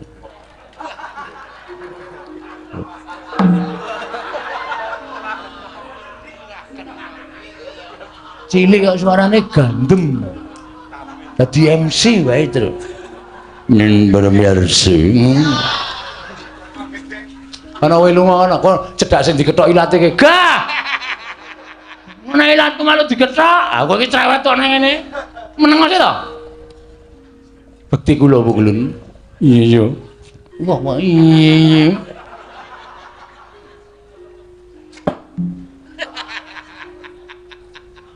Petro dalem Bu Kulun. Marmane kita ora ngrasake panas mergo saka daya ulun. Nggih, kula sampun ngertos. Wah, edan. Ampun. Wis meneng. Ulun sak pejagung kelawan jeneng kita, nedyan mitulungi kelawan jeneng kita Petro. Kula, iya Petro. Mergo apa ingkang dadi karepaning bapakmu mau becik dene Bathara Guru sasapan tumindak angkara Budi Candala. Bathara Guru ingkang duwe watak sewenang-wenang dheweke ngrumangsani dadi diwaning para dewa, tumuli ora tresna asih lawan titahe, kuwi kleru. Nggih Bu Kulun. Mula ulun ingkang bakal paring pitulungan kelawan jeneng kita. Matur sembah nuwun tanpa pepindhan. Nanging sadurunge kita ayo ulun entasake saka ing kawah Candradimuka, kita ulun kanthi ana ing Ngundaran Dirbawana Petro. Sakmenika? Iya Petro. Ha nggih nderek mawon. Ing kantong bolong yen ora apa-apa. Eling ana satriya Wiratamtama. Kebat kita tut wuntat kan laku Jandra ulun munggah ana ing Ngundaran Dirbawana. Sawetara bakal ulun paringi kanugrahan lan kita kudu bisa minangkani apa dadi utusaning Semar mboyong gamelan Lokananta. Nanging ngaten kepareng ulun kula ratun nderek, monggo ulun kula dherekaken Petruk bareng kelawan panjenengan ulun. Nggih.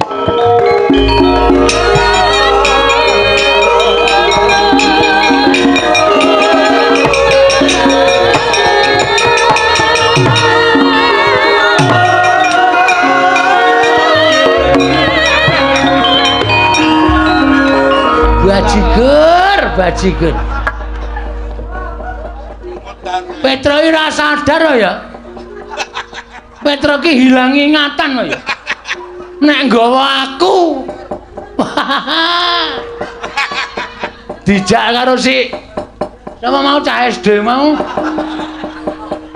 Petro ayo ning kantor kepala sekolah, monggo kula dherekaken.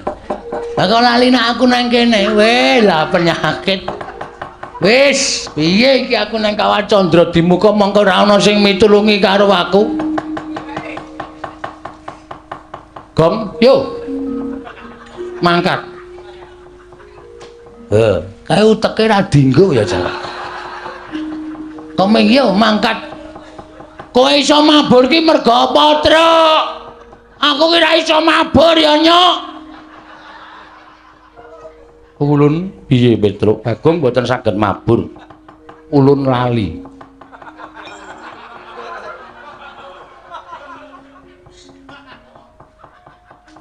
Kae ngopo cacile kok ngambung bathuk bareng. Wis dinehi kekuatan mabur sak goblok. Wah timblis kok kene modar ora. Yo. Nanti.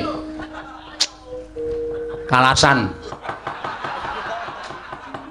Mundarandir bawana. Melu ya, Truk? Mabura.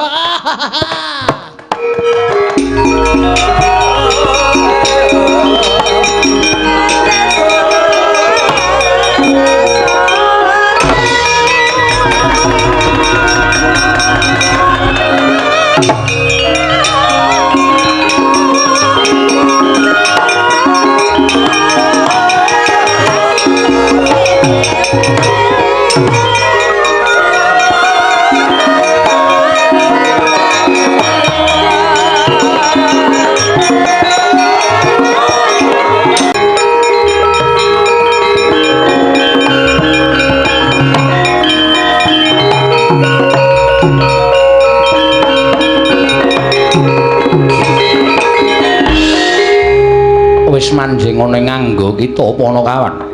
Ora Gong. Weruh. Kaya lampu klip. Terus langsung manjing ning awakmu. Wah, yes iki. Wong iki nek nrimo lelakone sarwa ikhlas, sarwa sabar lho, ora gleleng.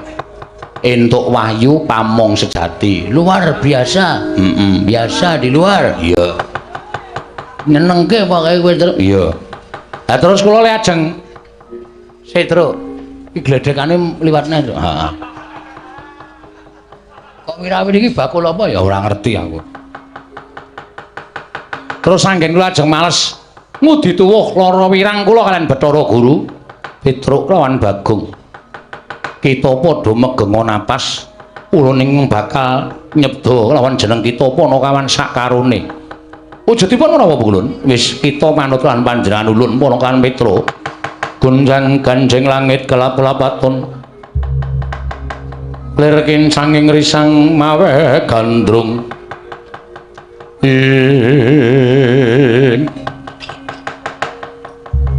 Sigra megeng napas Panakawan kekalih tanggaping gati Sang Hyang asih prana eling-eling jawata sak ciptane dadi sak sedyane ana ilang wujuding Lurah Petruk sawang Lurah Bagong satring Madukara miwah satring Jodipati dadya kaget kadrokasan Lurah Petruk kantong bolong wau.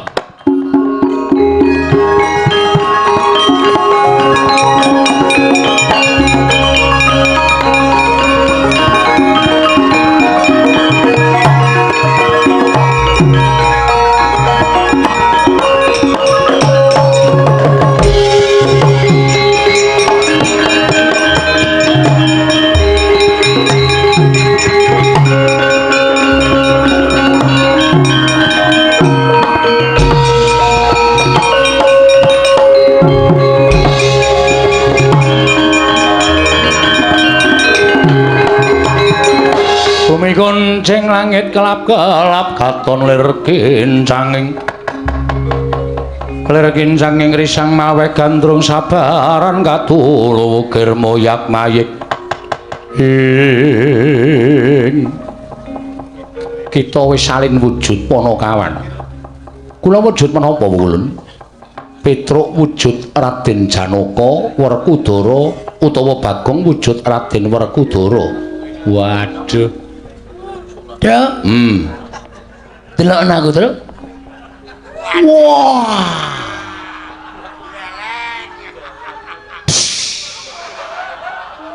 Ngopo kok gembos bane iki? Werkudara iki sing duwe mesti muring-muring iki. Kae Werkudara apik-apik kok minggo walikan Bagong. Diamput kae ngene. Ponokawan wonten dawuh kita wajib nganggo ukarane Arjuna apa dene Werkudara. Werkudara sak suwene uripe ora nate lungguh ngisor. Lungguh dhuwur gong, ngadeg gong. Wah.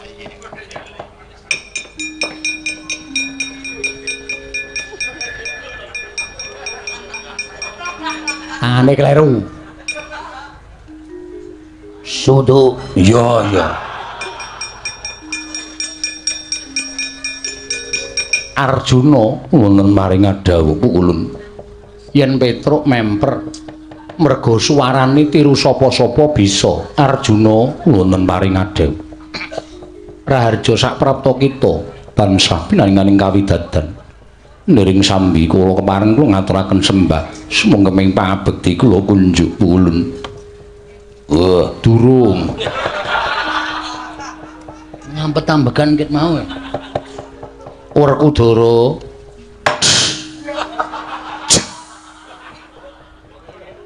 Kok kaya truk ngerem ajeg. Werkudara.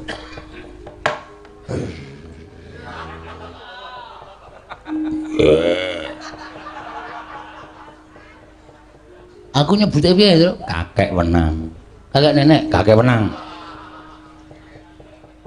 Kakek Wenang. Ora dawa-dawa. Wah, iso jeblok wetenge, Tru. Dampet wis dadi dapukane dhewe-dhewe kok. Padha Rarja saprapta kita Werkudara.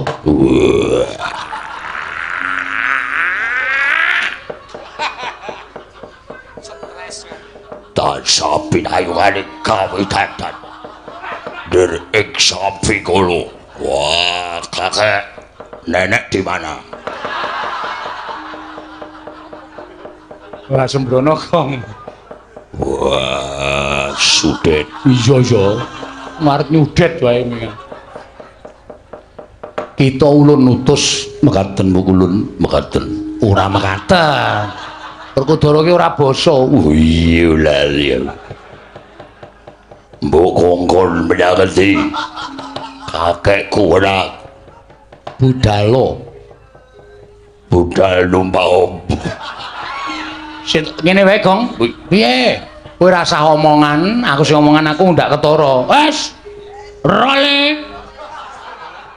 Aku arep pengen dadi artis kok ora entuk omong. Ya ning ngomong ning sithik-sithik wae. Ha iki nek kowe omong konangan kayangan walah merkoso. Budalo marang kayangan Suralaya. Wah. Jlamprong.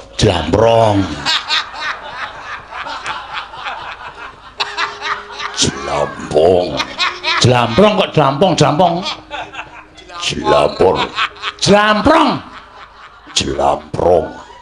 Wonten dawuh Kakang Mas. Bidawi budal ilang Suralaya. Ayo padha budal saiki. Kakek Wenang. Aku njaluk pamit. Nggo momiti lambutmu iki. Njaluk pamit kok njaluk pamit ora. Apike kowe wae terus sing ngomong aku ora kleru terus. Naitra mekaten pukulun kula nyuwun pamit. Surtiti ngati-ati. Duga-duga digawa. Kebat kita budhalo kapokno Bathara Guru ngestaken dawuh nyuwun pamit madal pasilan sing ati-ati aja kaya bocah cilik Arjuna.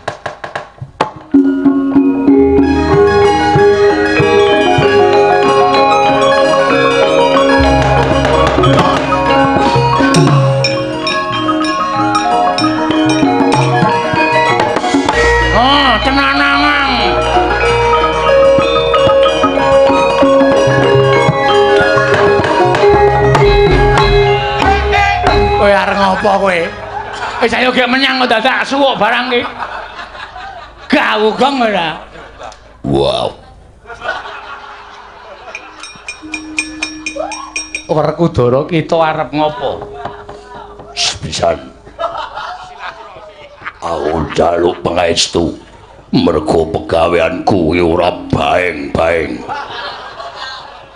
Adu arep karo pulun Sang Hyang Bathara Guru kakek Wenang. Iya, ulun pangestoni kita ora bakal kalah kelawan Bathara Guru. Begitu. Iya, warga. Jalu pamit. Wah, tak mata aji bantu botos. Brahma Kumbar.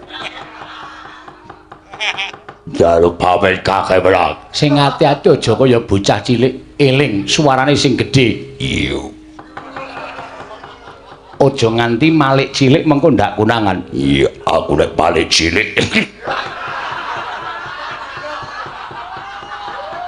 Nek wis rampungan. Biasane malik cilik. Aku njaluk pamit.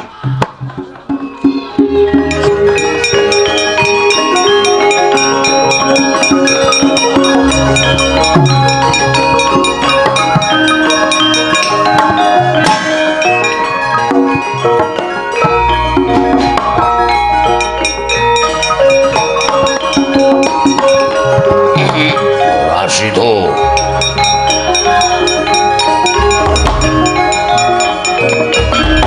Rawuh wonten ing Kayiwangan. Nanjihke karo anak-anakku sakarone. Atmajanipun Kakang Semar. Ya. Sinten Kakang? Lah kok dadak tambuh apa ora tekan kene anakku? Petruk karo Bagong. Sing tak utus nyuwun ngampil ya kuwi gamelan Lokananta. Gamelan Lokananta tak silih sedhela wae ning Karang Kadempel. Lah ming tak utus supaya nyilih gamelan Lokananta lah kok dadi anakku sakarone ora bali iki do nendi? Anakku sakarone ora bali kuwi do menyang endi? Nuwun sewu. Kakang Ismaya sampun ngantos kejoting penggali kula badhe waloka. Iya, kowe arep jujur piye? Sekawit Petruk kalian Bagong panci sowan wonten ing Kayiwangan. Nyuwun ngampil gamelan Lokananta. Nanging trekahipun Petruk kalian Bagong ing nilar tata krami, wekasan kula yumutaken boten ngego tumunten dados dukanipun para Jawata anak-anak kula sedayanipun. Boten tarimah menawi Petruk kalian Bagong tumindak boten mawi tata krama lan unggah-ungguh wonten ing Kayiwangan. Tumrih lajeng dipun rangket dening para dewa anak-anak kula ing kapandhegan ingkang putra pun Bathara Indra. Sedaya sami nyoraosaken sarta munjuk atur ngersanipun ingkang rayipun Manikmaya. Klepatanipun Petruk kalian Bagong menika sampun boten saged dipun paringi pangapunten. Kedah nampi paukuman dipun cemplungaken wonten ing kawah Candradimuka. Kakang Ismaya kula nyuwun pangapunten. Dene putra-putra panjenengan Petruk kaliyan Bagong sak mangke sampun mapan wonten ing kawah Candradimuka. Lah kok iso piye kuwi?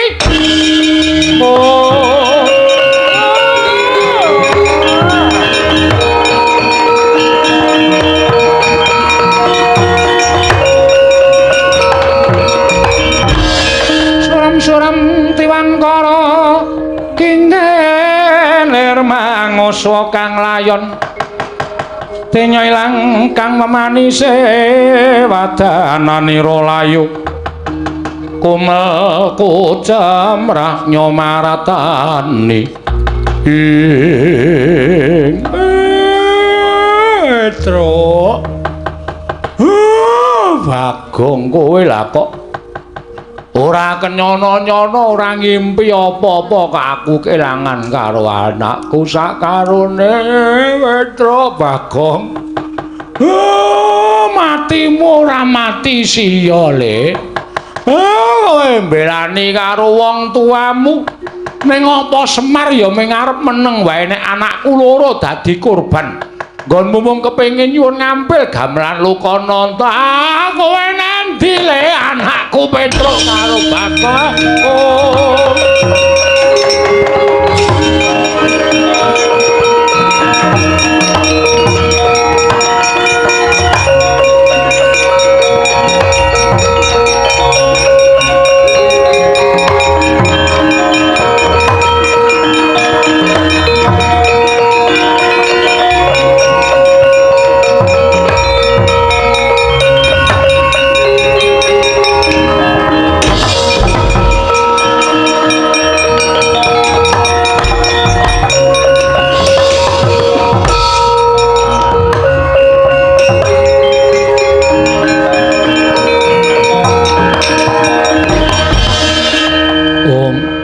Mastuna Sidam skaring bawana langgeng iki kaya wayah ulun panengah Pandhawa Arjuna kasinggan mekaten mulun kula ingkang wayah pun Arjuna kepareng kula ngaturaken sembah pangabekti kula kunjuk ya ulun tampa pangestu ulun tampangana Janaka kula pun dinggo jimat pariping dayanana ing kasantosan Werkudara padha raja sak prapta kita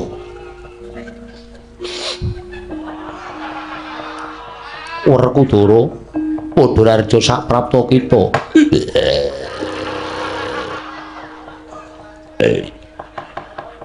Lek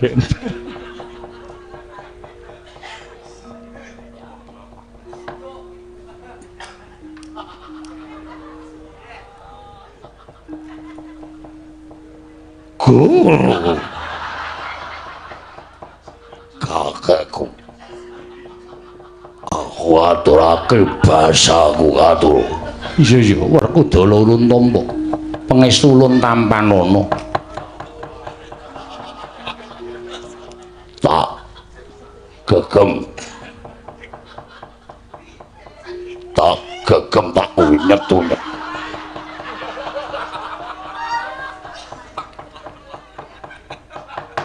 apa ta wigatine jeneng kita sowan ngabiyantara pun tembang ngrawat-rawat bin tombok bakul sinambi wara Kakang Semar badhe gadah damel inggih menika ngresmekaken papan ing mapan wonten ing Karang Kadempel papan panginggaring-garing penggalih para kawula tumuli utusan kaliyan atmajanipun Kakang Semar inggih menika Panakawan kula Petruk kaliyan Bagong nanging nggo sepriki Petruk kaliyan Bagong boten wangsul dhateng Karang Kadempel pukulun menawi dipun keparengaken ing wayah pun Arjuna cemadung dawuh Panakawan Petruk kaliyan Bagong sak mangke mapan wonten ing pundi yo Bathara Guru kakekku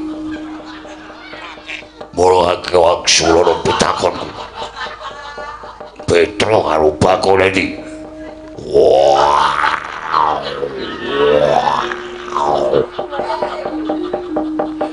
pancen Bathara Guru iso menehi keterangan liwat surat keterangan sing ditandhatani karo Pak Duku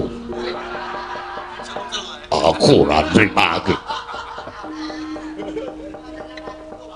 Arjuna wonten maring hadap kita ulun Jarwani adine Jarwanto nyuwun pangapunten pukul mbok menawi Kakang Mas Werkudara menika medal repat kepanasan kenging walating kadewatan ngendikanipun boten kados adat sabenipun ya kaya ngono kuwi wong kang ora duwe tata krama mesti bakal kena walating kayiwangan wah aja atun bisa apa kuwi jenenge aja atun bisa nyucuk ngucap datar aku liwat bakal marsal kalau datar bayo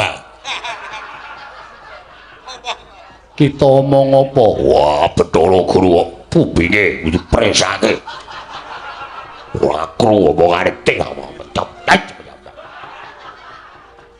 Arjuna wonten paring adhawuh aku tak guneman kelawan jeneng kita wae rumangsa ora dong lamun guneman kelawan Si Werkudara bareng paduka pukulun kita ulun Jarwani lamun Petruk kelawan Bagong samengko wis mapan ana ing kawah Candradimuka merga ulun ingkang paring paukuman ulun cemplungaken ing kawah Candradimuka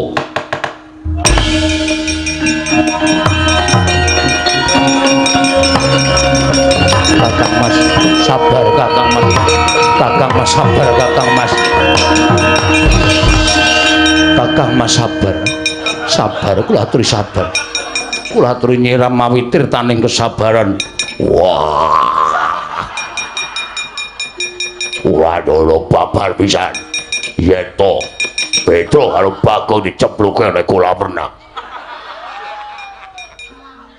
kawat Candradimuka gugu arepe dhewe Kakang Mas kula aturi sabar ulun mboten nginten menawi paduka mentala dhateng Petruk kalian Bagong.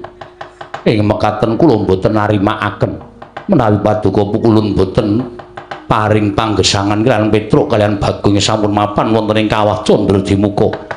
Klilanana kula badhe ngamuk wonten ing kayangan. Wah, aku ya arep ngasur ngamuk.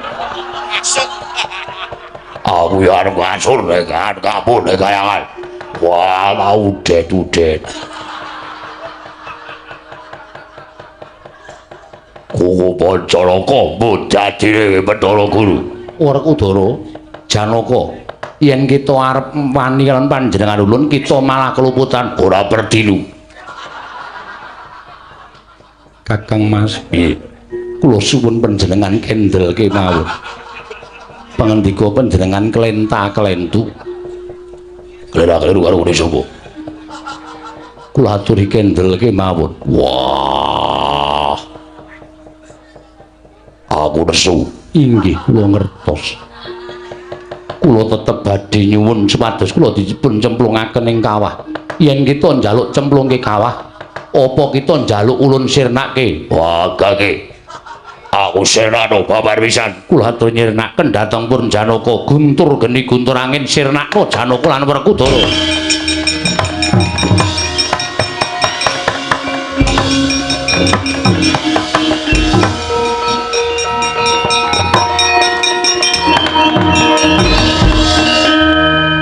Janaka wonten ndang.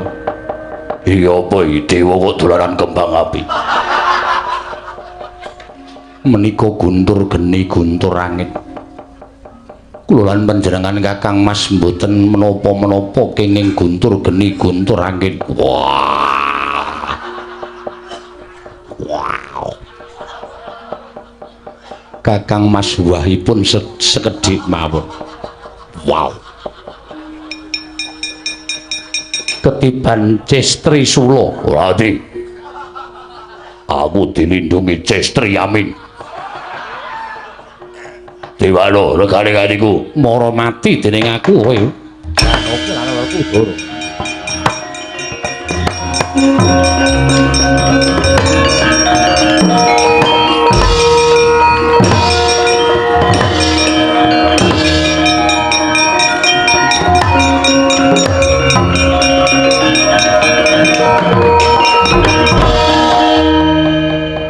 Kok dadi kita digdaya Janaka Werkudara tiyang boten lepat menika boten badhe kenging pusaka menapa-menapa.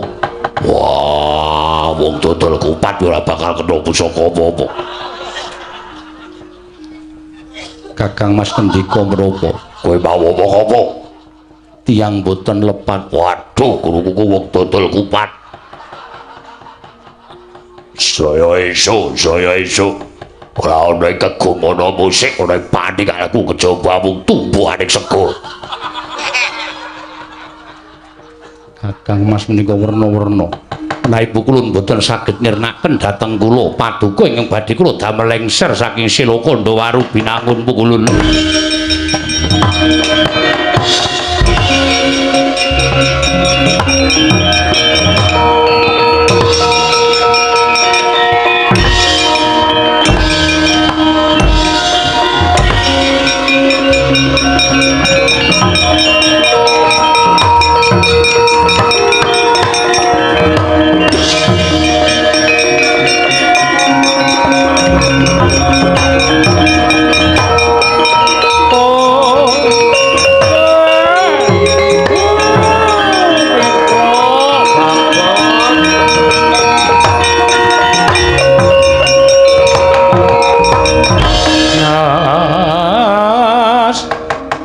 Tira kawang-wang gegono bang sumirat ing Petro kowe tak kongkon malah tekaning pati. Bagong sapa sing arep gawe panglipuring kawula sakarang kadempel. Monggo kowe sing ditresnani wong sakarang kadempel Bagong.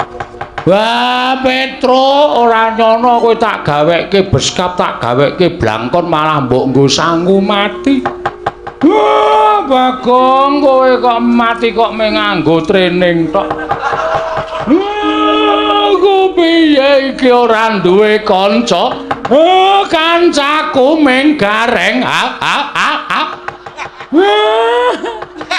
Iki kepiye?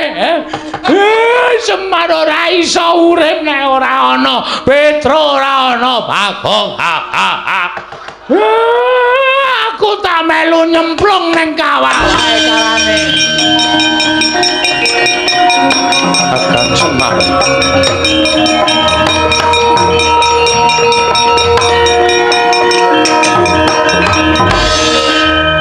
Ngapa kowe? Kowe wong jahat. Kowe wong wengis. Kowe wong ora duwe rasa kamanungsan. Mestine kowe dadi dewaning dewa iki ngayomi karo titahmu sak jagat. Lah kok dadi malah kowe mateni wong tanpa dosa. Dosamu mbok gembol, mbok indit, mbok kempit. Apa rumangsamu sesuk ora ana sing ngadili karo kowe? Eling Manikmaya. Panguwasa tungganing jagat ki mung Gusti ngakarya loka. Monggo kowe iki dadi makhluking sing gawe urip.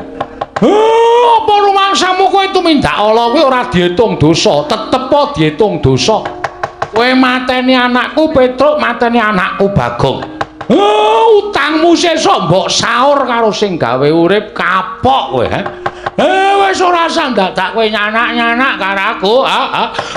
Aku tak nyemblung ana ing kawah Candra Dimuka. Aku ora iso nek ditinggal Petruk karo Bagong. Atiku ki dadi wong tuwa lara. Atiku dadi wong tuwa kudu piye lek arep nglakoni. Kowe wengis, kowe Manikmaya, kowe jahat, kowe desta ning watakmu candala, budimu nesa kowe. Kakang Semar.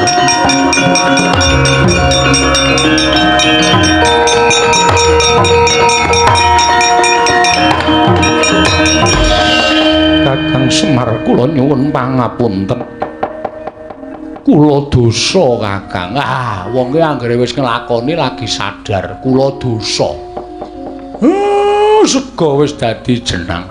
Ora bakal pulih dadi sega meneh. Kejaba nek tok janganke krecek. Kuwi jenenge cocok. Kakang Semar sampun kados mekaten, Kakang kula sampun tobat. Piye tobatmu ora ana gunane? Anakku sak kloron gareng anu Petruk karo Bagong mati nang kawah. Ora iso bali meneh. Aku mengarep ngresmekke kowe kok kowe iki tok gawe angel to, Guru. Mbok ya nek ana wong arep ngresmekke papan sing becik, papan sing apik iki aja tok gawe angel. Pira bara mbok sokong danane kurang pira? Kebutuhane apa? Lah kok kowe iki malah lah apa kaya ngono kuwi wis wangun wis becik. Kakang Semar ingkang boten tarimah boten namung panjenengan. Sapa? Janaka kaliyan Werkudara ngamuk wonten ing kayiwangan krana kula mejahi Petruk kaliyan Bagong. Kapok kowe. Kapok kowe. Iki engko nek nganti tak sebar-sebarke lumantar grup WA Negara Ngamarta. Wah. Sing tekan kayangan ora ming Ndara Werkudara, Ndara Janaka, ning Ndara Kresna, Ndara Puntadewa, Ndara Setyaki, Ndara Gatotkaca, Ndara Antarja, Ndara Antasena kabeh do tekan kene do ora trima karo patine Petruk karo patine Bagong. Ayo. Kayangan geger. Kayangan morak-marik merga saka apa? Kelakuanmu kuwi. Ana wong kepengin nyuwun ngampil. Lah mbok mestine nek kowe iki dadi guru sing apik, dadi nalindraning dewa sing becik, aja kok Semar mbok wong sudra sempali pidak pejaraan jalmawanan saumpamane kuwi rak titahmu to. Nek nyuwun ngampil karo kowe iki mbok paringana ngampil aja tok gawe angel. Wong nyilih ki adile mbalekke. Ora ana wong nyilih kok ngehaki sak teruse iki ora ana. Aku ya arep balekke gunane apa aku kenggonan gamelan Lokana to? Karang kadempel ki ya gablek gamelan. Nek wilane nggo nuthuk ndiasmu iki nek wilan. Semar kelangan anake padake. Mula omong aku sak karepku. Inggih, kula mboten menapa-menapa, Kang. Ayo arep ora trima ya kena. Ora trima ya sikep tak jak nyemplung kawah. Kula ingkang kagungan kawah tentu mboten menapa-menapa. Wis ora urusan. Hah? Atiku lara tenan iki. Aku lara atiku. Inggih. Lajeng kula kedah menapa? Entuk kowe tak ngapura. Ning kowe kudu iso nguripke Petruk karo Bagong. Kakang Semar. Petruk kalian Bagong badhe kula gesangaken. Nanging Kakang Semar kedah saged ngasoraken kridanipun Janaka lan Werkudara. Apa mbok anggap aku wedi karo ndara-ndaraku? Kae ngamuk kae nek aku sing ngirep, stop, langsung do mandhep. Mergo kae do manut karo aku. Nanging ngaten kula nyuwun, Janaka lan Werkudara dipun ndakaken kamurkanipun. Kula ingkang badhe nggesangaken Petruk kaliyan Bagong. Anggere kowe ngapusi Titenono. Anggere kowe goroh Titenono. Ndaraku Werkudara, ndaraku Janaka iso tak ndakake kamurkane kowe ora nguripke Petruk karo Bagong. Wah, Semar ngamuk neng kayangan tak rubuhke Suralaya tak kandhani.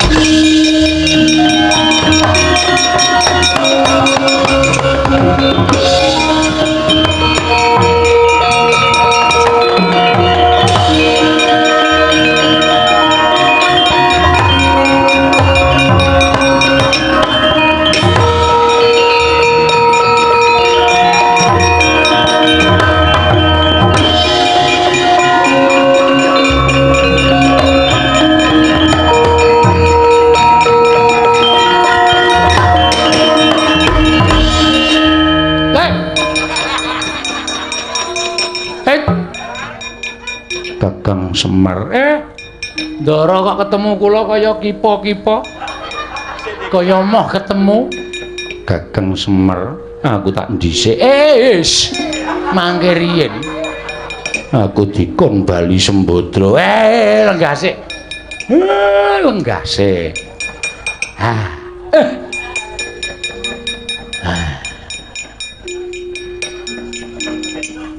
Jare sampean ngamuk. Iya. Kalih sinten? Kakang Mas Werkudara. Teng pundi kan iki? Mengko rak tekan kene.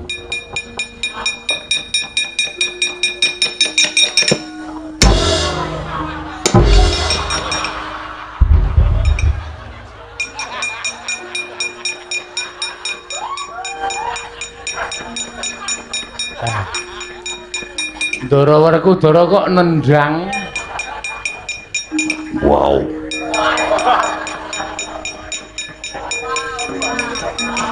Kakang Semar Jalukapura. Mboten dados menapa. Wah.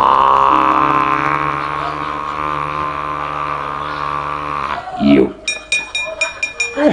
Kok dawa men. Wah, pancen ora utuh. Nggih.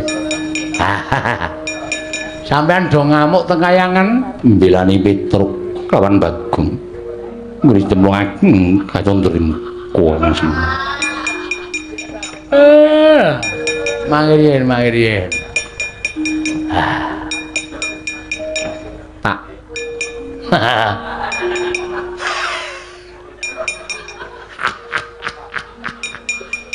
Ngopo kok tertawa? Plong atiku. Marem pikirku.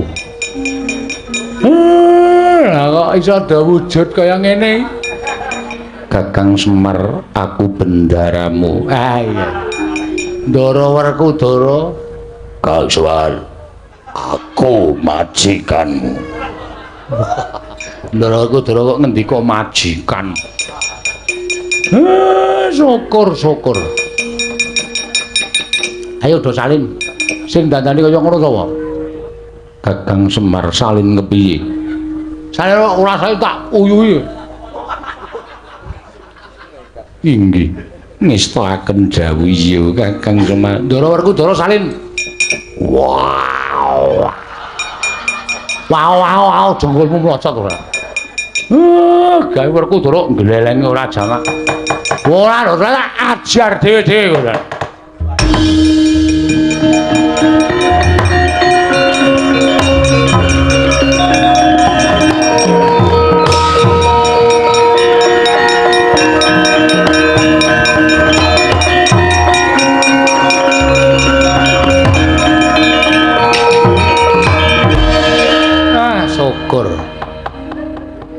Petruk saka sapa? Aku nyemplung kawah, cemplung karo Bathara Guru, tulung karo Sang Hyang Bathara Wenang. Dijak ning Mundarandir Bawana diparingi wahyu pamong sejati, Pak. Syukur. Bagong ya ngono. Wah, dengkulmu mlocot. Wis ya, Wer. Seneng ya aku. Kukune dotan. Udat-udat ora duwe kuku warung udat-udat ora. Malah justru tak ketoki kukune andeng. Tak mbeler. Ha iya. Bapure Bagong. Nek ngomong sak penake dhewe rumah saku. Iki engko Bathara Guru nek tekan kene tanjehna gamelan Lokananta nggih ngestoke dawuh, Pak.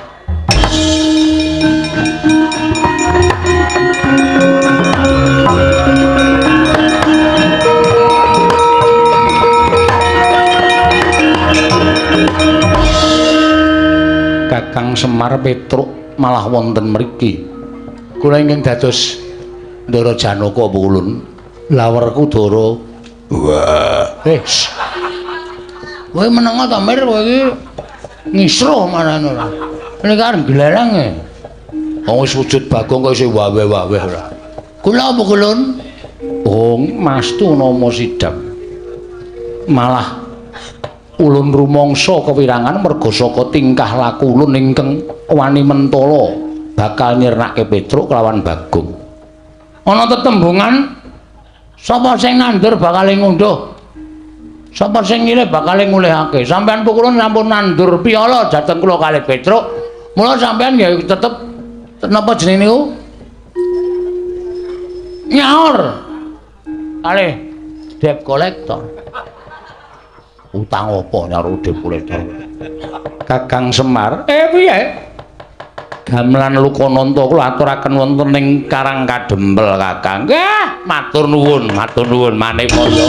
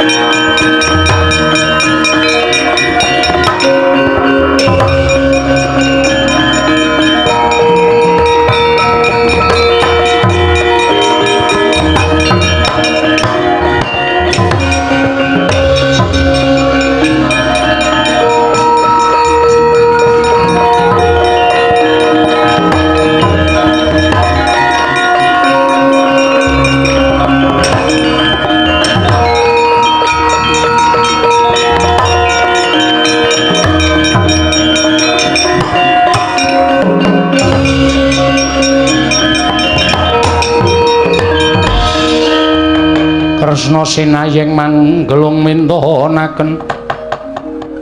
mintonaken Dewi Kramanira kang kumitrane ngasta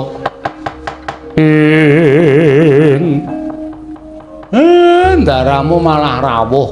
Kakang Semar kok gawe panggung ditatani gamelan barang ngopo? Kula ajeng mbabar kesenian budaya Jawa. Ngono to? Nggih.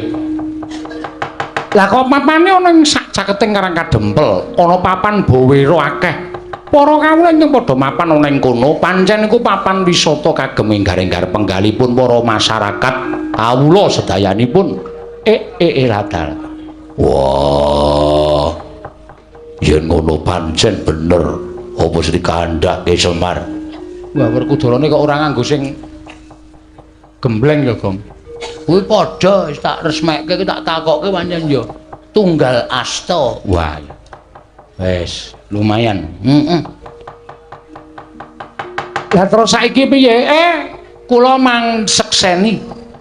Niki kula ngresmekaken pun rampung ngen kula mbangun. Inggih menika Sindu Kusuma edukasi. Oh. Edupak. Nek mboten kula nak mboten nonton sing ngisor. Lah niku jaluki napa-napa waton pas waras pikiran kula. Nek mboten waras nggih mung awur-awuran. Iya Kakang Semar nggih. Mugi-mugi lestari widodо nir ing sambikala. Jayeng bawana wiwit sak menika ngantos saterusipun saya kuncara saya sae saya becik lan wilujeng samudayanipun. Amin, Pak. Amin, Pak.